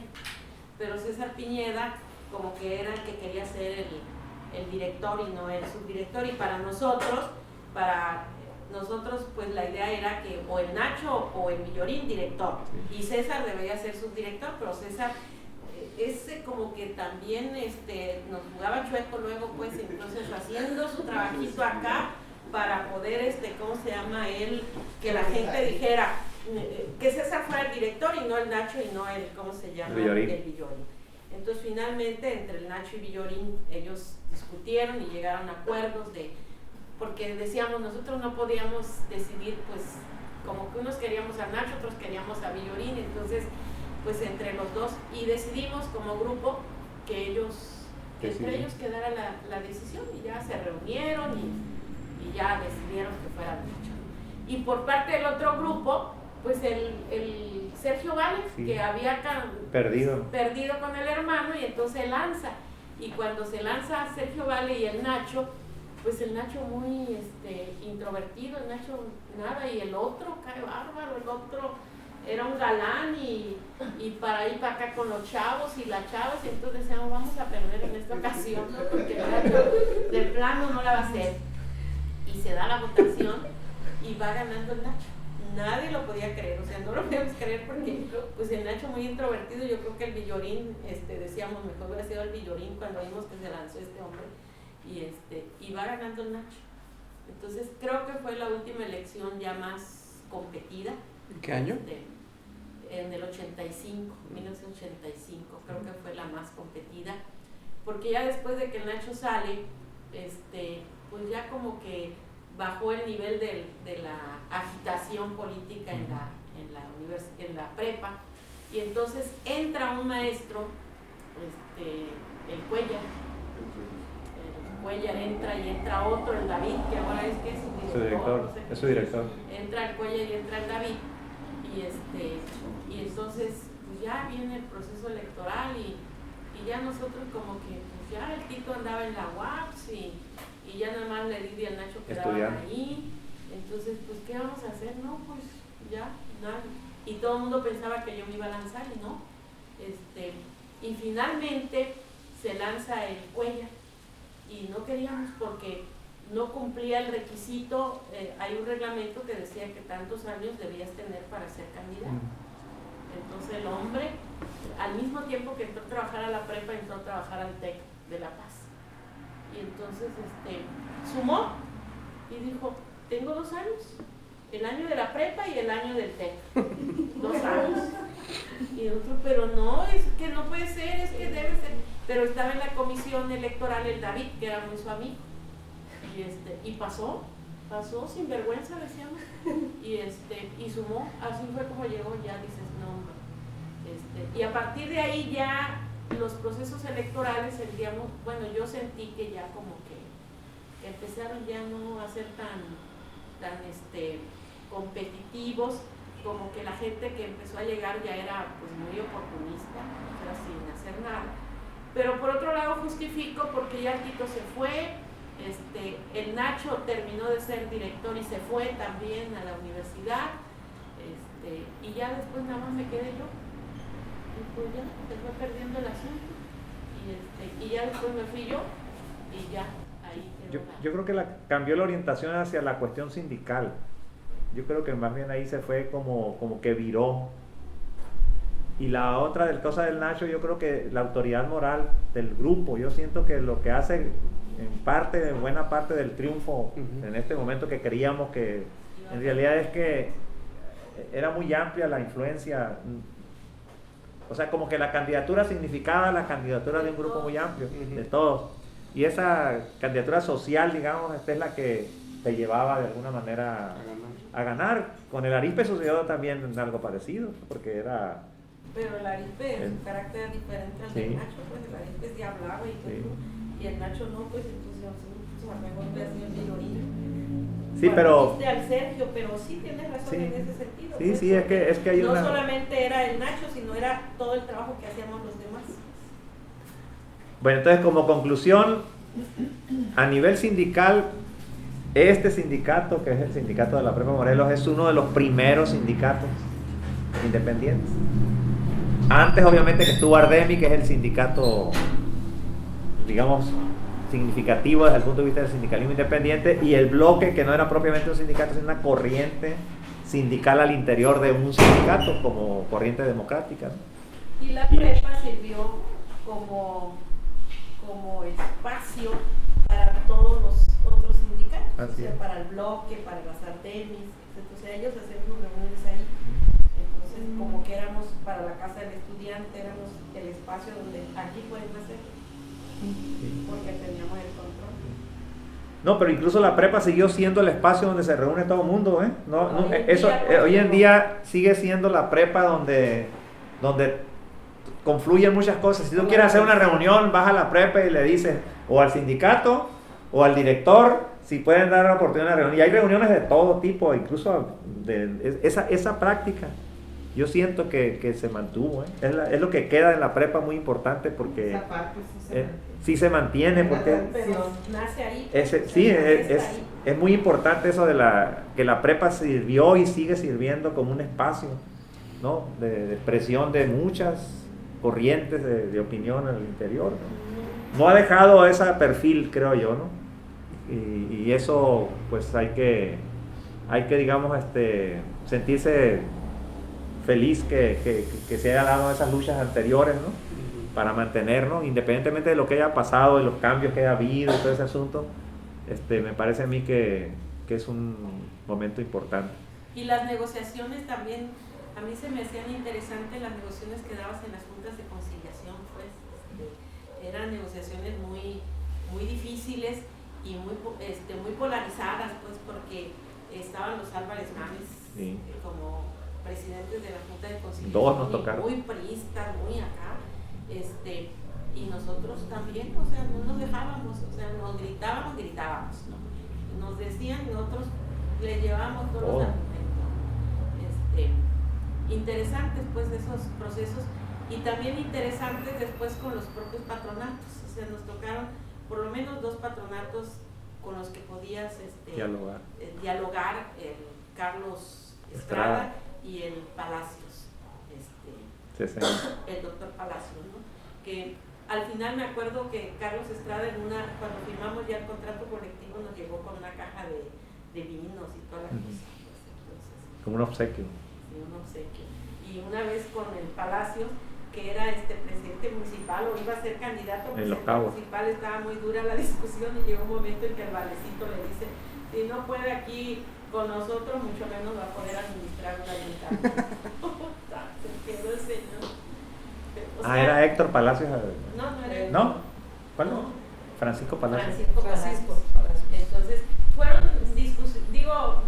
experiencias muy bonitas, y de discusión de nivel, pues, porque te enfrentabas a la élite política Claro. y creo que hoy ya no lo hacen así, o sea, no van las élites a negociar con los dirigentes sindicales de la prepa, ya no van. En aquel entonces, por ejemplo, el que fue gobernador, el Mercado Romero, llegó un momento en que fue a la Junta de Conciliación, secretario general, y fue con nosotros a discutir, o sea, nos mandaban a los gaviones ahí a discutir, no a cualquier cosa, tenías que enfrentarte. Pues yo creo que ya. Bueno, pues esa fue el conversatorio, por si quieren participar. Sí, Para claro. los compañeros que están siguiendo los conversatorios desde el principio, pues, también es interesante que se vaya observando, o estamos observando cómo este proceso fue de alguna manera también empujado o fortalecido por esos grupos, por ese grupo ideologizado, porque era un grupo ideologizado de izquierda, el que tenía todo esto. Estábamos metidos en todas partes, ¿no? Porque era en el PRT, ya posteriormente, donde se discutían estas políticas, tanto del Supremo, tanto del bloque, tanto de la universidad, tanto de donde estábamos, ¿sí? Y era la militancia la que discutía, analizaba, veía las condiciones de los contextos donde estábamos interactuando y acordábamos las estrategias que llevábamos a esos espacios, y a veces pues se quedaban, a veces cambiábamos, pero era un grupo ideologizado el que estaba empujando todo este proceso que se dio en esa década, ¿no? Que es la década de los 70, ¿no? Porque la mayoría de los que estamos aquí, porque inclusive Edith, Nacho, una parte donde fueron militantes del PRT, ¿no? Ahí están los documentos, donde analizábamos y discutíamos todo lo que íbamos a hacer, ¿no? Entonces, en esa carpeta donde ya fue revisada, donde ya fue ya hicimos todas las acotaciones, pues son documentos muy, muy interesantes, con un nivel muy, ahorita yo lo comentaba con el compañero, un alto nivel de formación política de estos dirigentes sindicales, ¿sí? Entonces, yo creo que eso también daba pie a poder tener estas confrontaciones con el Estado y poder obtener mejores resultados, ¿no? Entonces, hasta esa parte donde señalan los compañeros, van viendo cómo se va diluyendo, estos grupos se van diluyendo por diferentes razones, pero esta parte de la preparatoria creo que fue del surgimiento del Supremo en la prepa, creo que fue un elemento muy importante para poder detonar muchas cosas más posteriormente, ¿no? que hasta ahorita, si hacemos una línea del tiempo, ¿no? ¿Qué es lo que se conserva? Pues se conserva esa tradición de que la prepa sigue acogiendo a los grupos sociales de todo tipo, ¿no? Por ejemplo, el sindicato sigue existiendo con los cambios y la evolución que el mismo proceso político-social del Estado, del país va dando, pero existe el sindicato, existe el CISPREMO y tiene todavía la connotación, tal vez no la connotación que tenía en aquellos momentos, pero tiene una connotación de sindicato independiente. Bueno, entonces, a mí me parece que esta parte sí se tiene que seguir estudiando. Ojalá, porque hay una propuesta de hacer toda la reelaboración de esta historia, porque pues tiene que seguirse entendiendo, ¿no? Creo que podemos entender ciertos procesos con este análisis. Bueno, buenas tardes, buenas noches ya.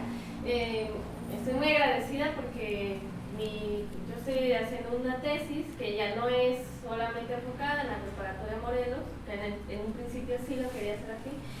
Ahora estoy enfocándome en los CCH, ¿no? Entonces mi pregunta sería, ¿qué tanto la vinculación que se da en el modelo de las ciencias y las humanidades afecta en que los alumnos muestren este apoyo hacia ustedes como el movimiento, ¿no? O sea, si hay un peso, ¿ustedes ven un peso fuerte desde el modelo que empuje a los alumnos o es que ya es un momento, es la época de estar empujando, es la época de estar dando estos procesos de lucha, ¿no? O sea, como si un contexto de la ciudad o es el modelo el que arropa todos estos movimientos, estos atisbos, estos chispazos? Mira, yo tengo la visión, tengo la percepción más bien de que son las dos cosas.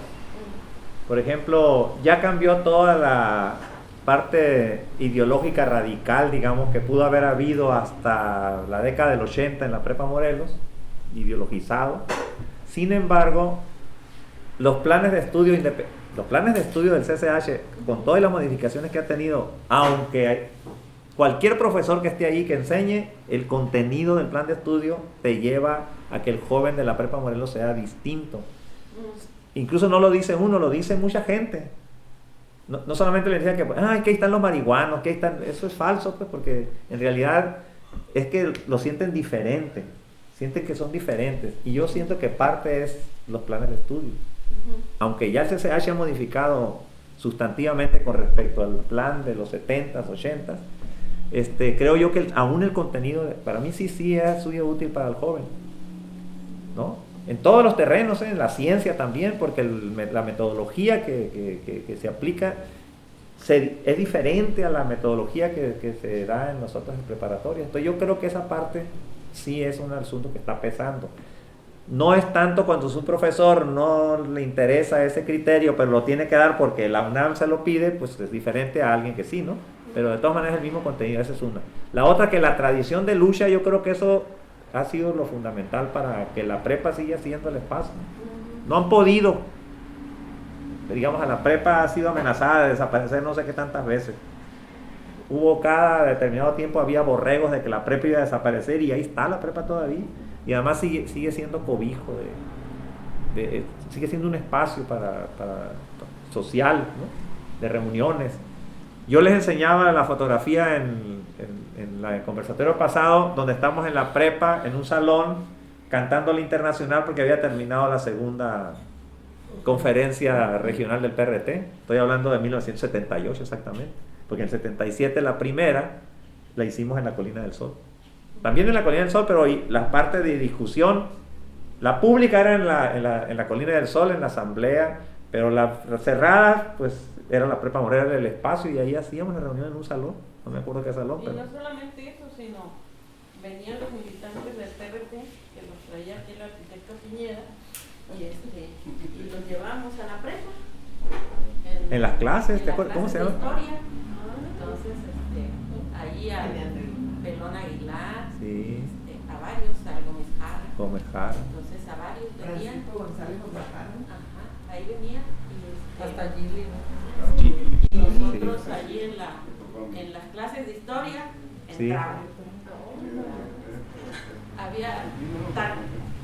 Hubo un patronato que fue muy conservador, pues, digamos, que fue el papá de Vicente Cardosa, que incluso sacaron a los hijos de la prepa. O sea, Vicente se fue de la prepa.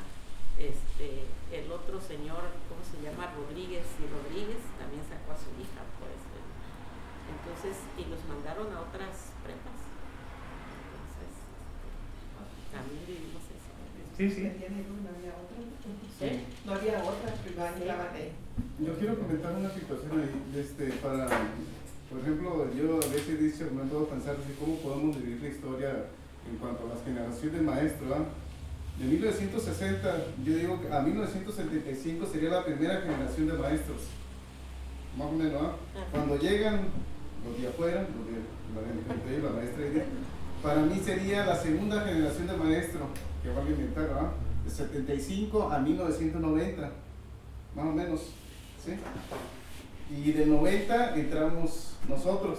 Ajá. Sería la tercera generación, diría, Sí. de profesores, que algunos, bueno, Berta queda todavía ahí, queda Lamberto todavía en los 90, 2000, ¿no? Usted se retira en 93 de la prepa, ¿no? 93. Entonces, yo diría, es importante porque el nivel de lo que decía Mirna de formación política de maestro es muy importante. Yo a veces me preguntaba, la generación de los maestros, la que pertenece a la maestra Edith, es una generación, diría, muy rica porque tiene formación política, y bueno, la influencia de todo este grupo, que ayuda mucho a nivel de politización, pero algo importante, diría, que tanto interviene el contexto también estatal, cuando, por ejemplo, Ángel César Mendoza, yo recuerdo que los intendentes en el imaginario, ellos consideran que Ángel César Mendoza fue el mejor gobernador para la prepa, ellos comentaban, porque los trató bien, pero cuando entra Alberto Alvarado es duro, y Lisiaga es duro, el mercado, pues, y entonces sí, yo siento que la prepa en los 80 se convierte en un espacio de resistencia, hay que resistir, hay que cuidar la prepa, todos los derechos. Y aquí donde el Tito dice, ¿qué papel jugaron los estudiantes? Ahí entro también yo siento que los estudiantes a veces nos dividíamos, porque a veces apoyamos al sindicato, al movimiento, pero también nos dividíamos porque hacíamos, se puede decir, movimientos apartes. Nosotros también hacíamos un pliego petitorio, queríamos también que se nos cumplía mucha demanda, y a veces nos dividíamos porque decía, el sindicato lucha por cuestiones económicas nomás para ellos, y nosotros nos dejan a un lado. Y entonces venía lo que tú dices, a veces nos radicalizamos, ¿cómo es posible? Oportunistas, y en fin. Entonces sí había una lucha ahí que nos dividíamos. Y bueno, yo siento que ya cuando entra lo que usted dice, maestra, entra David, entra Memo Vázquez, sí, cierto, eso ya no tiene información política, tienen otros rollos, muchos de ellos, bueno, simpatizan con el partido oficial, y entonces se puede decir que baja el nivel de politización, aunque los contenidos se permanecen, cambian los planes de estudios, en el 90, en el 96 hay una reforma en el plan de estudios SH, quitan teoría de la historia, quitan muchas cosas del materialismo histórico, y entra otra lógica ya. Entonces, ya el director que está ahorita, yo diría es la generación de, bueno, Crispín entra en los 90 también, junto conmigo, y después entra Romero, 2017, ¿ah? ¿Pero es la misma generación? O sea, Sí, es la misma generación, sí. En fin, yo creo que depende mucho de eso. A veces me han preguntado, si la prepa a veces preguntaba cuando un profesor iba a entrar, si preguntaban de qué escuela venía, si era pública o privada. Yo creo que cuando se contrataba nunca se preguntaba eso, ¿no? De dónde venía. Por ejemplo, ¿sí se preguntaba? Sí, nosotros sí, más o menos teníamos el control, pues. O sea, ¿por qué? Porque el sindicato era el que tenía que escoger y hacíamos el examen de oposición. Sí, ese examen de oposición. Sí, investigábamos. Yo creo que hay un elemento aglutinador en todo este proceso de los 70s, incluso de antes de los 70s hasta los 80s, Hace un momento Mirna decía, es que al final éramos como los mismos que andábamos en todos lados. Coincido plenamente con eso, pero hay un elemento clave, y ese elemento clave es Tito, porque de los antiguos profesores del sistema SEP, prácticamente no quedó ninguno. Creo que tú fuiste el único que quedaste y con un proceso de desfase, ¿no? Todos fueron nuevos y no politizados. Por ejemplo, todo este grupo de veracruzanos que llegaron, ellos eran recién egresados de sus carreras y no traían formación política. En realidad, como ya dijo Edith, fueron cooptados por el Tito, y así como Tito estuvo en la prepa y en el sindicato, en este proceso de formación de política, pues también en Ardemi, en el Inalámbrica, en el Manglito, en el Ciudad del Cielo, en todos estos procesos de colonos y todo lo demás. Homero es experto en estos análisis de estos temas, pero esa parte aglutinadora es bastante interesante, Tito, y yo no sé si ya se hizo, pero yo creo que sería sumamente enriquecedor conocer esa parte, cómo se va dando. Ya sabemos que allá en tus épocas fuiste allá cuando estudiaste arquitectura, sí, Monaguillo, y qué bueno que hiciste eso, pero cómo se da primero ese interés en una visión, cómo se construye una concepción del mundo diferente, y cómo es que empieza a haber una acción política, si esto fue como casual, fue natural, fue un proceso como social que te fue llevando, o fue un proceso creado. Yo creo que sería muy importante entender eso. Muchas veces algunos que hemos estado en ese proceso, por ejemplo, bueno, yo el primer contacto con este grupo lo tuve en el 74, y desde ahí de una manera u otra he mantenido esa pertenencia, ¿no? Y hemos comentado al final quién es el culpable o el responsable, el autor intelectual de todo este proceso, y entonces ese es el factor que aparece ahí, Tito. Y yo sí consideraría muy enriquecedor, muy útil, muy pertinente, es más, conocer esa parte, porque fue decisivo, muchas decisiones se tomaron, así como dice Edith, es que el Tito y yo decidimos levantar la huelga y la legitimaron con las asambleas, así actuaban, eso era, pues, y así como se daba ahí, se daba en otro lado y en otro y en otro, y eso llevó a decisiones, sí o no, Mirna, que estuviste ahí en ese proceso. En el PRD. Ajá, sí. Y desde antes, porque antes del PRD, Sí. cuando En el GAC. sí, que andábamos discutiendo si íbamos a estar en el PRD o no, y si convenía o no, Sí, qué nos iba a sí. pasar en la vida, y cosas de esas, ¿no? Entonces, bueno, hasta ahí lo dejo. Sí, yo creo que sí sería interesante, un poco para ser un concluyente en esto. Fíjate que todo fue casual. Yo les comentaba a los compañeros en alguna otra ocasión que cómo empieza el asunto, porque en realidad fue ese grupo el que le dio vida a la izquierda moral, digamos, ¿no?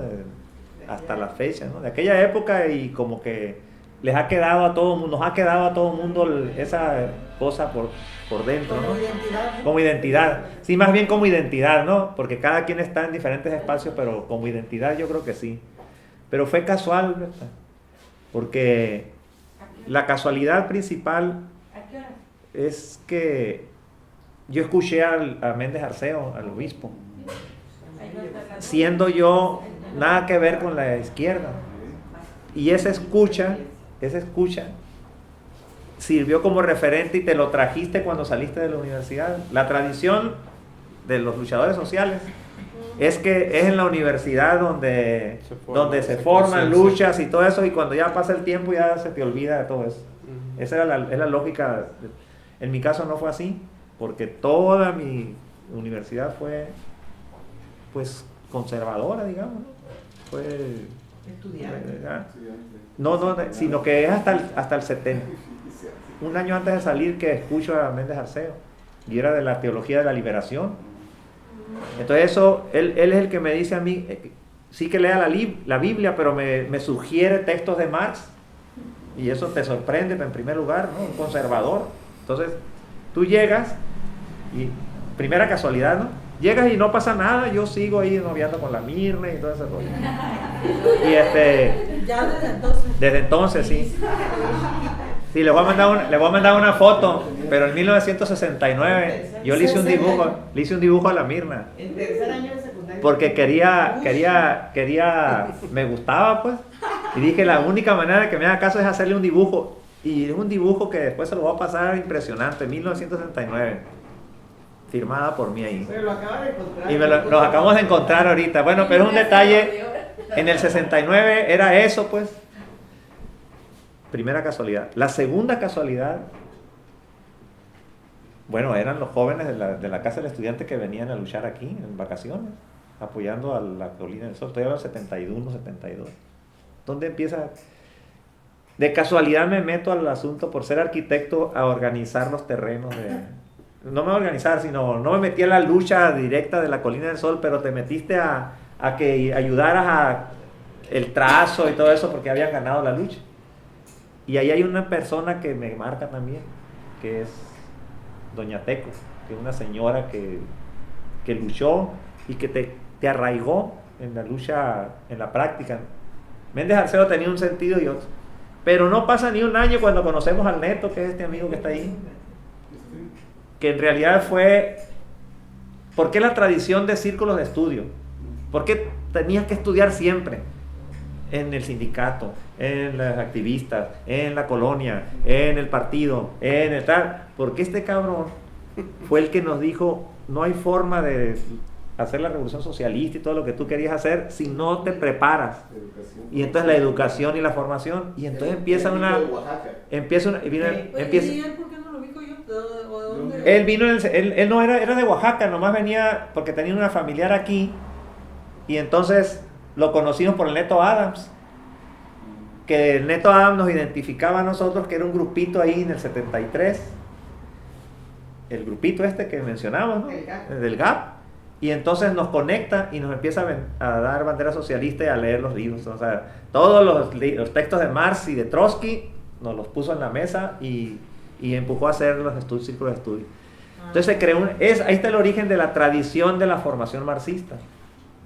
Empieza, pues, y entonces el grupito original nace en ese momento de esa manera, no nace sí en la lucha social porque pero yo estoy hablando del 73, es cuando viene el problema de la prepa.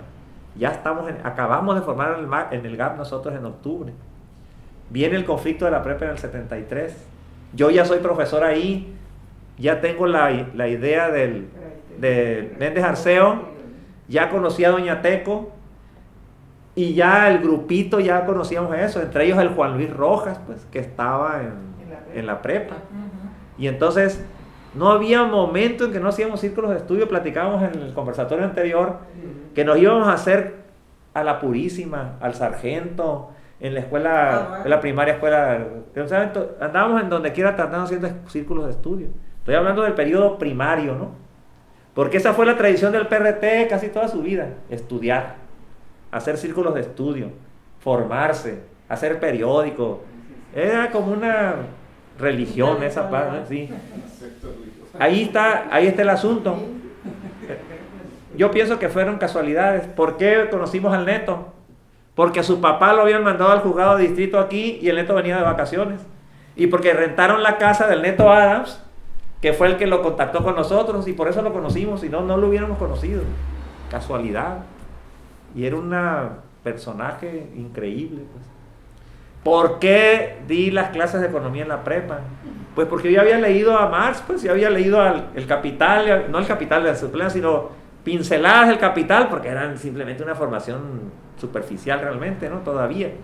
Y sin embargo, pues ya tenías conocimiento de cuando ves que el CCH, puta, mira, la teoría de la mercancía en el plan de estudios de la prepa, hijo de la chingada. Yo digo que no me acuerdo exactamente, pero no solamente fue porque necesitaba un profesor, porque yo creo que yo busqué, dije, no, esto lo tengo que dar yo. Algo pasó para dar esa clase, pero eso se lo debemos a él. Y no, lo reconocemos, no yo, pues, sino un grupito, ese grupito original que es el que nos tocó vivir con él, de vivir esa vida. En el conversatorio pasado estuvo sobre 2 hermanas aquí, donde vimos esta historia del Gap, y estuvo su sobrino. Trajimos la foto del sobrino güerito, chiquito, ahorita está prieto, pero traíamos la foto del sobrino y de la Pati, que estuvieron en la prepa, la Pati Velázquez, que estuvo en el CCH. Sí, es hermano de la Pati Velázquez. Entonces, Berta, es una casualidad. Por eso ahorita que todos estamos en diferentes lugares, no tenemos por qué no reconocernos, pues, porque todos venimos del mismo raíz, pues, lo que queramos o no queramos, porque estamos ahí como algo que nos marcó. La vida te va diciendo dónde vas a estar. Fíjate pero que ahorita que dices eso, hace como 20 días me encontré a Lunita, ese maestro de la Universidad de Lunita. Ajá, sí. Y me dijo, oiga, ¿y el grupo de la prepa qué va a hacer aquí en la universidad con eso de la elección? ¿Y cuál grupo de la prepa? Le dije, me asusté. ¿Y por qué me dice el grupo de la prepa? Le dije, pues es que son ustedes el grupo de la prepa, el Tito, usted. Y luego me empezó a decir, y ahorita creo el grupo de la prepa. ¿Ya lo ubican? Sí, que hay eso me refiero. Entonces, en realidad fue una... Yo estoy reflexionando, este conversatorio de hoy es uno de muchos que se van a hacer y varios que se hicieron, pero fue una casualidad que lo estemos haciendo también, digo yo, porque el Isaac y el Diego por separado me mandaron un mensaje, yo estaba enfermo, pues, y no quería saber nada de lo que me estaban proponiendo. Querían hacer algo de la historia de vida, uno como documentalista y otro como pues interesado en hacer un libro, pues. Y le dije, no me meten en chingaderas. No, le dije así, ¿no? Sí. Sino yo no estaba en condiciones, pues era cuando estaba más duro lo del cáncer para mí, estaba en tratamiento, no quería... Y paramos el asunto. ¿Y quién es el Isaac? El Isaac es él y el Diego son compañeros, los dos son de la brigada de Ricardo Flores Magón, uno está en el doctorado ahí en De Siglo, y él es egresado de comunicación, pero estamos en la brigada de Ricardo Flores Magón. Por un interés personal de ellos, dijeron, no, ¿sabes qué? Hay que hacer esto. Y entonces, ¿cómo empezó? Dijimos en la Ricardo Flores Magón, somos 8 compañeros, discutimos si era viable, que no fuera un asunto nada más que sea para ellos, pero que sirva para los demás, y que sirva convocar, abrirlo. Y creo que ha sido productivo. La prueba es que estamos menos de los que hemos venido la vez pasada, pero estamos los que teníamos que estar para platicar eso. Pero para contestar un poco lo que decía Berta, pues es que justamente lo que se ha hecho en los otros 2 conversatorios es contestar esa pregunta. Y el sentido de todo el conversatorio, que son 6 pláticas en total, esta es la tercera, es eso, porque por eso es importante que lo haga Tito, creemos, ¿no? Porque él es el hilo conductor de todos esos procesos, o sea, está en todos, ¿no? Y entonces, pues por eso el testimonio de él es fundamental. Y por eso, él lo dice, yo siento desde una cierta humildad que son casualidades, pero yo no creo que esa sea la lectura correcta, ni la única posible. Para mí no es ninguna casualidad, que él haya tenido esos encuentros que lo llevaron entonces a regresar a La Paz e involucrarse con la Colina del Sol hasta este momento. Y tampoco es una casualidad que Diego y que Isaac y que la brigada estemos haciendo esta actividad para que él pueda compartir toda esa información. Para mí nada de eso es casualidad, al contrario, para mí todo eso tiene sentido, porque el sentido es precisamente pues hacer un examen de todo lo que ha sucedido aquí, y pues así como en esta ocasión está muy nutrida la reunión porque están personas que fueron parte de esos procesos o que han seguido siendo parte de esos procesos o que en la actualidad lo son, pues eso ha pasado en los otros conversatorios y va a seguir sucediendo en las otras 3 que faltan. Y es muy interesante que, o sea, no es a partir de tu testimonio pero es una composición Claro. coral que se nutre con los comentarios de todos y las memorias de unos y otros, todo lo que aquí se vierte, ¿no? Entonces, y estamos haciendo, por eso es la importancia de hacer el registro audiovisual, porque luego lo compartimos el video en la página del Centro Cultural Ricardo Flores Magón, y ahí si ustedes quieren escuchar los otros dos que ya dio, que pues no vinieron por alguna razón, pues ahí están, ahí los pueden escuchar completos. Y además quedan aquí en el archivo, ¿no? Sí. Sí, además van a estar aquí en el archivo, por supuesto. Entonces son muchas cosas para lo mismo. Es para el que de registro aquí en el archivo Sí, histórico. son muchas cosas Es para que la juntas. brigada de Ricardo Flores Magón, que es activistas nuevos, tengan esa experiencia y los que no están activos, pero que comparten hemos compartido las luchas en el pasado, estén también con nosotros. Y lo último, que más importante, que es para mí, porque a mí realmente me ha servido un chingo todo esto. Yo recuerdo las 6 horas que grabamos, nada más para saber qué había pasado, qué es de donde salió, por Esta qué, idea. porque estas 6 nada más son la década del 70. Ujú. Falta la década del 80 y la del Sí, 90 sí, sí. y la del 2000. Este es el primer ciclo. la primera temporada. Entonces, imagínense. Episodio. No, pero Episodio imagínense, 3, a título personal, por ejemplo, para mí espiritualmente y moralmente me fortalece porque me empiezo a acordar. Obviamente que no te puedes acordar de todo, pero lo que estoy haciendo es un esfuerzo interno de reflexión de lo que pasó, porque a veces no se dicen cosas así, pero muchas cosas que hicimos mal, pues por lo menos yo solito me la arreglé, pero son muchas cosas y ya hay anécdotas muy interesantes, ¿no? Cosas que nos pasaron, chuscas y de todo tipo. Es una fortaleza espiritual para la persona que le dicen que haga un testimonio. Ahí fue donde dije, yo no voy a hacer nada, ni escribir, ni me pidan escribir, ni nada, ¿no? Fue cuando dijimos, hay que hacer esto.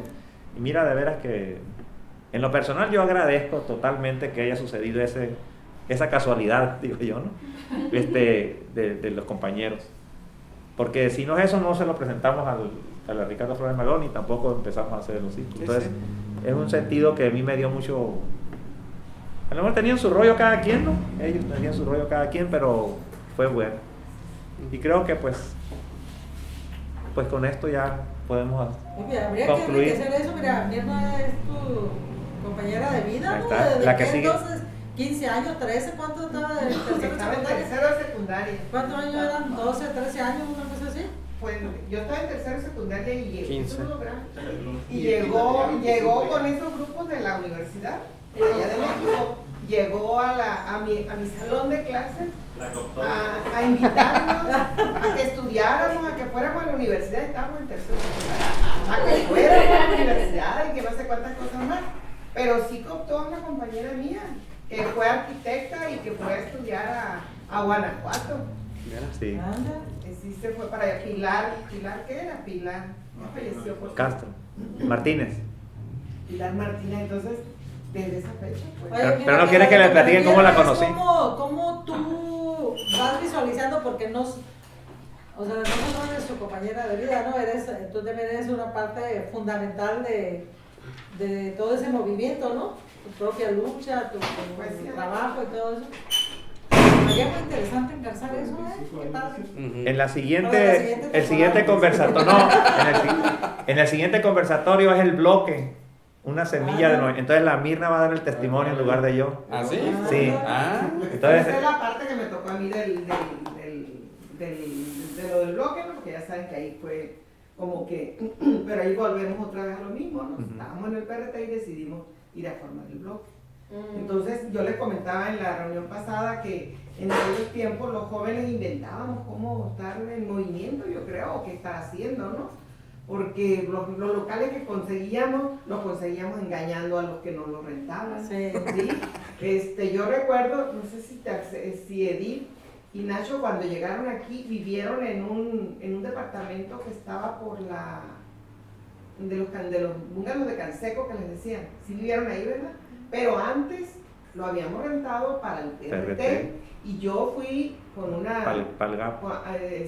Yo fui y le dije a la señora que nos lo rentó, que era conocida mía, que yo, como ella sabía que yo era bailarina en aquel tiempo, yo iba a hacer una academia de danza ahí. Entonces, así renté yo ese departamento. Avanzaban las ideas. Sí, pero era para el GAP GSI. o para el GSI. Ahí estuvimos un tiempo en el GSI, y luego llegaron Edith y Nash y no tenían dónde vivir, y entonces ellos se fueron a vivir ahí, a esos departamentos, y nosotros de ahí nos salimos y nos fuimos a otro lugar. Pero así rentábamos y engañábamos a la gente, pues, para que no, ni modo que le dijéramos que éramos del GSI o que éramos del PRT, si primero ni tenían registro y eran de izquierda y cosas como esas, ¿no? Me Entonces, acuerdo que estábamos en Cosa Mora que llegaba sí, el pues, El Mora. porque a ti te tocó este local, ¿sí? No, pero hasta allá, ¿no? El de la Guillermo Prieto, Posada Mora, a mí me tocó. en la Posada Mora Los también. cursos de- Pero el de las Posadas Mora no era de nosotros, era de las Ardemis, pero no Sí, lo pero prestaban a eso iba nosotros. Pero era ahí como me flaqueado. iban a platicar, Sí. Por acá tuvimos otro, por acá por el lado de Contumé, por ahí cerca rentamos otro. Uno que estaba en el centro, por cerca donde está el Instituto Electoral, por ahí, ese también era Sí, también. También. Un billar que está aquí también. Un billar que estaba por ahí por la 16 en una arenal y no tenía baño. Así es que la palomilla hacía en vasos o en botellas. Y la única mujer que iba Y yo era la única, porque en ese tiempo yo era la única mujer ahí. No, sí Uno que fue. estaba en la esquina de Guillermo Prieto y que era Reforma. Sí, Y Reforma, Reforma. es otro. Eso fue ya de antes, cuando ustedes llegaron, creo que estábamos allá. Mi Ramiro va a contar Y luego al bajar de la Reforma, en la bajadita que pega con la Revolución. Era la que decía de Ahí cuando también rentamos ¿te acuerdas donde está? La camuflaje era La de donde ahora después había un Dentista. consultorio de dentistas con la Rodríguez, Sí. con Margarita Rodríguez. No, es que mentira, fuimos, le dijimos y nos rentó un lugarcito. No, lo que ahí. pasa es que yo tenía mi respirador en la parte de adelante y atrás en el borde de atrás estaba el mimeógrafo y todo eso. Entonces tú estabas trabajando ahí con los planos y entraba la palomilla y se iba atrás del cuarto, que es lo que hacíamos también en la casa, ¿no? Estaba en casa de mi mamá, nosotros íbamos arriba y un cuartito atrás donde estaba el mimeógrafo, o sea que... Pues sí, pero ahí era mi casa. Sí, era tu casa. Ahí era mi casa. Yo vivía en un cuartito como 7 años, y ahí estaba el mimeógrafo, y ahí se hacían las reuniones, y ahí se hacía todo. O sea, en ese cuartito, que no tenía más que el cuarto, el baño y una cocineta. Y el Tito llorando y la verla. Y un camerío, porque pues éramos 4 ya los que dormíamos en ese cuarto, ¿no? Y ahí teníamos todo. ¿Por qué Cuando no? no teníamos. No le di un terreno a Tito, ¿por qué no? ¿Quién sabe? No le dieron, porque nunca quiso terreno en ningún lado. ¿No En le tocó ningún de la lado. prepa? Hasta últimamente, ¿no? En el último, Pero la ya, última pero parte. ya tenías el de la Sonora. Y no Sí, ya lo tenía. No, pues ya tenía el Infonavit, Sí, la tarjeta de Sí, Infonavit. ¿Era de enero rico? ¿Para Sí, qué? era rico yo, pues sí, era el profesionista que había llegado al Infonavit. y la Sí, chingada. fue el que tenía carro, era el que tenía dinero, era el que, bueno, Tenía boche. sí, tenía todo. Y allí en la casa donde Era nosotros fifí. vivimos, al principio era la casa de su mamá y ahí se construyó un pequeño lugar, sí, ahí. Pero después cuando nos fuimos a la Sonora, él ya trabajaba en Infonavit. ¿Sí? Pero esperó quién sabe cuántos años hasta que le dieron crédito a todo el sindicato. El último que encontró crédito se lo dieron Cuando a él. te sacaron del Infonavit, ¿a ti te Sí. Ah, sí, eso también. me parece. No me acordé. Oye, espérate, pero déjame platicarles cómo conocí a la misma. No, eso no es lo grave, por Pero ya favor. dijo que fue, que llegaste al Ya, salón. fue a mi No, salón, eso me fue al invitó. salón, pero Pero ahí en el ni me 39 vio. llegué yo a vacaciones de Semana Santa y entonces me encontré a una amiga, de una hermana de un amigo que era amigo en la prepa, Pancho Humada. Y yo creo que le gustó para que a mí me gustara la mina, yo ni la conocía. Y me invitaron a una kermés Cupido. y me regalaron y me vendieron. El destino. La mina era reina para reina Candidata. candidata a reina para estudiante. Entonces me dio una foto, que fue la que dibujé en Guanajuato. No, pues la vi, me quedé prendido de la mina. Dije, no, de aquí es. Pero pues no sentí que la mina me hiciera mucho calor. Dije, ¿cómo le haré? Me fui a Guanajuato y tuve 3 meses dibujando la mina. Ahí, De la foto que yo le había comprado. vino el estudiante, ya regresé yo en verano y en la Mutualista bailamos una vez ahí, en un baile. No, pues ya sobre la mirra y entonces yo le regalé la foto y dije, no, pues con esta la voy a hacer. No, que diga que... Agarré y la escondí que no fuera a ver en mi casa. Total que la escondió, la tiró y hasta ahorita la encontramos. Y se la regalé otra vez el 22 de febrero, el día de su cumpleaños. O sea, así como conocí a la Mirna, ¿no? Y fíjate. Oye, pero sí bailaste con la misma. Sí, que la misma bailadora, pero... en una... Entonces sí bailaba. Entonces sí bailaba. Esa estuvo Lo buena. que es el interés. Pero fíjate, estoy hablando del 69 cuando estaba de novia. Y yo salí en 71, pues obviamente ya. Ahí estuvo ya. Ya había entrado a la normal. Y en el 73 sale en la normal. Y pasan los años. Y el cuento de la Mirna del bloque del 78, que cumple también igual que la prepa, que nació el año pasado 40 años. Lo que cuenta la Mirna es muy interesante porque va a contar, es muy interesante lo que pasó con ese movimiento y el papel de una mujer sola entre muchos hombres luchando por la corriente democrática, muy interesante. Pero resulta que para hacer el bloque, un año antes, nos fuimos a Santa Rosalía. Entre ellos, yo era el único que no era profesor. Y del acta que tenemos ahí vienen los nombres, los seudónimos. Y están 4 y yo. Y ahí hay un documento de resultados que es que íbamos a formar una corriente al interior del centro. Ya estaba pues, el Víctor, el insurgente. Entonces todo empezó y entonces fuimos a discutir ahí lo que iba a suceder en los próximos años. No sabíamos qué iba a suceder, pero inventamos que no, las condiciones están dadas. Y dice ahí, vamos a formar una corriente, tal cosa. Es la discusión que hizo el PRT. Digo, el GCI, ¿no? Porque está... No, el PRT en el 77. Y entonces ahí, al año siguiente se forma el bloque. Obviamente que ya estaba el movimiento. Lo que captó el PRT es, hay un movimiento democrático en el CENTE. La Mirna acaba de salir de la prepa, de la normal en el 73, el Víctor en el 75, el Omar, todos empezaron a diseminarse. Pero no eran de la misma generación, de la No, normal, entonces. el Víctor es después que yo, 74 será el Víctor. Sí, rápidamente se regaron por todo el estado de esa generación. La del 73 que es la mía, la del 74 que era del Víctor y la del 70 y ¿qué será? 6 del Pollo. 75, 76 que es del Fili, del Pollo Peralta. Sí, entonces, ellos estuvieron la vez pasada aquí en la reunión. Entonces, sí, así muy sencillito, ¿no? O sea, tú quieres hacer una corriente democrática y allá está el Armando, allá está el Víctor, aquí esto y aquí el otro, entonces los juntas. Sí, el Armando estaba en Santa Rosalía, la Mirna estaba en San Antonio, el Víctor y el Comundú, el Pollo estaba en San Ignacio, algo así, ¿no? Y después el Fili estaba en Constitución, entonces, y ahí estaba ya operando en el movimiento. Y entonces, no, es que no hay vuelta de hoja, el CENTE no lo podemos ganar si no va a ser una corriente al interior y ¡pum! Formas el bloque. Esa historia el día 28 de junio. Pero en Comondú se estaba dando un proceso de democratización de la FEDSE y la estaban haciendo los maestros. Ajá, sí, ya han entrado a la FEDSE y ellos eran los que estaban luchando por democratizar la FEDSE. Entre ellos el Víctor, el Raúl, toda esa palomita. No, el Raúl estaba en Sonora. El Raúl Orozco. El Omar todavía. Ya estaba el Omar ahí. Sí, el Omar estaba en Insurgente. Ándale, estaba. Dice el Tito que se ahorraron platicar cuando nació él. No, pues yo creo que con esto. Hay muchas cosas que platicar. No, pues ya concluimos y los vamos a invitar entonces. Les reiteramos la invitación para las siguientes pláticas. La siguiente es el viernes 28 de junio con el tema del bloque, una semilla del magisterio democrático en el CENTE, el 78, que ya nos adelantó Tito, que va a ser Mirna quien la va a dar su testimonio. Después, el siguiente mes, el viernes 26 de julio, Ardemi, Mujeres Semilla del Sindicalismo Independiente, del 74 al 87.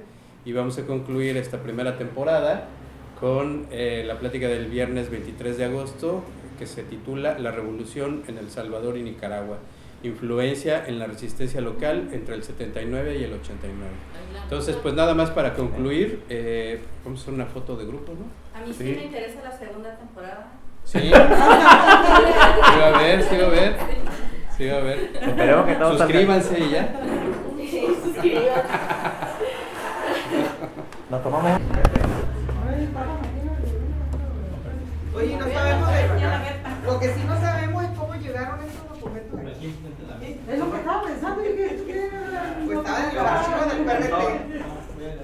Estaban en los archivos del PRT. Debe haber un archivo en la prepa. Yo dejé una. Es una tragedia. Pero debe haber una. ¿Dónde está?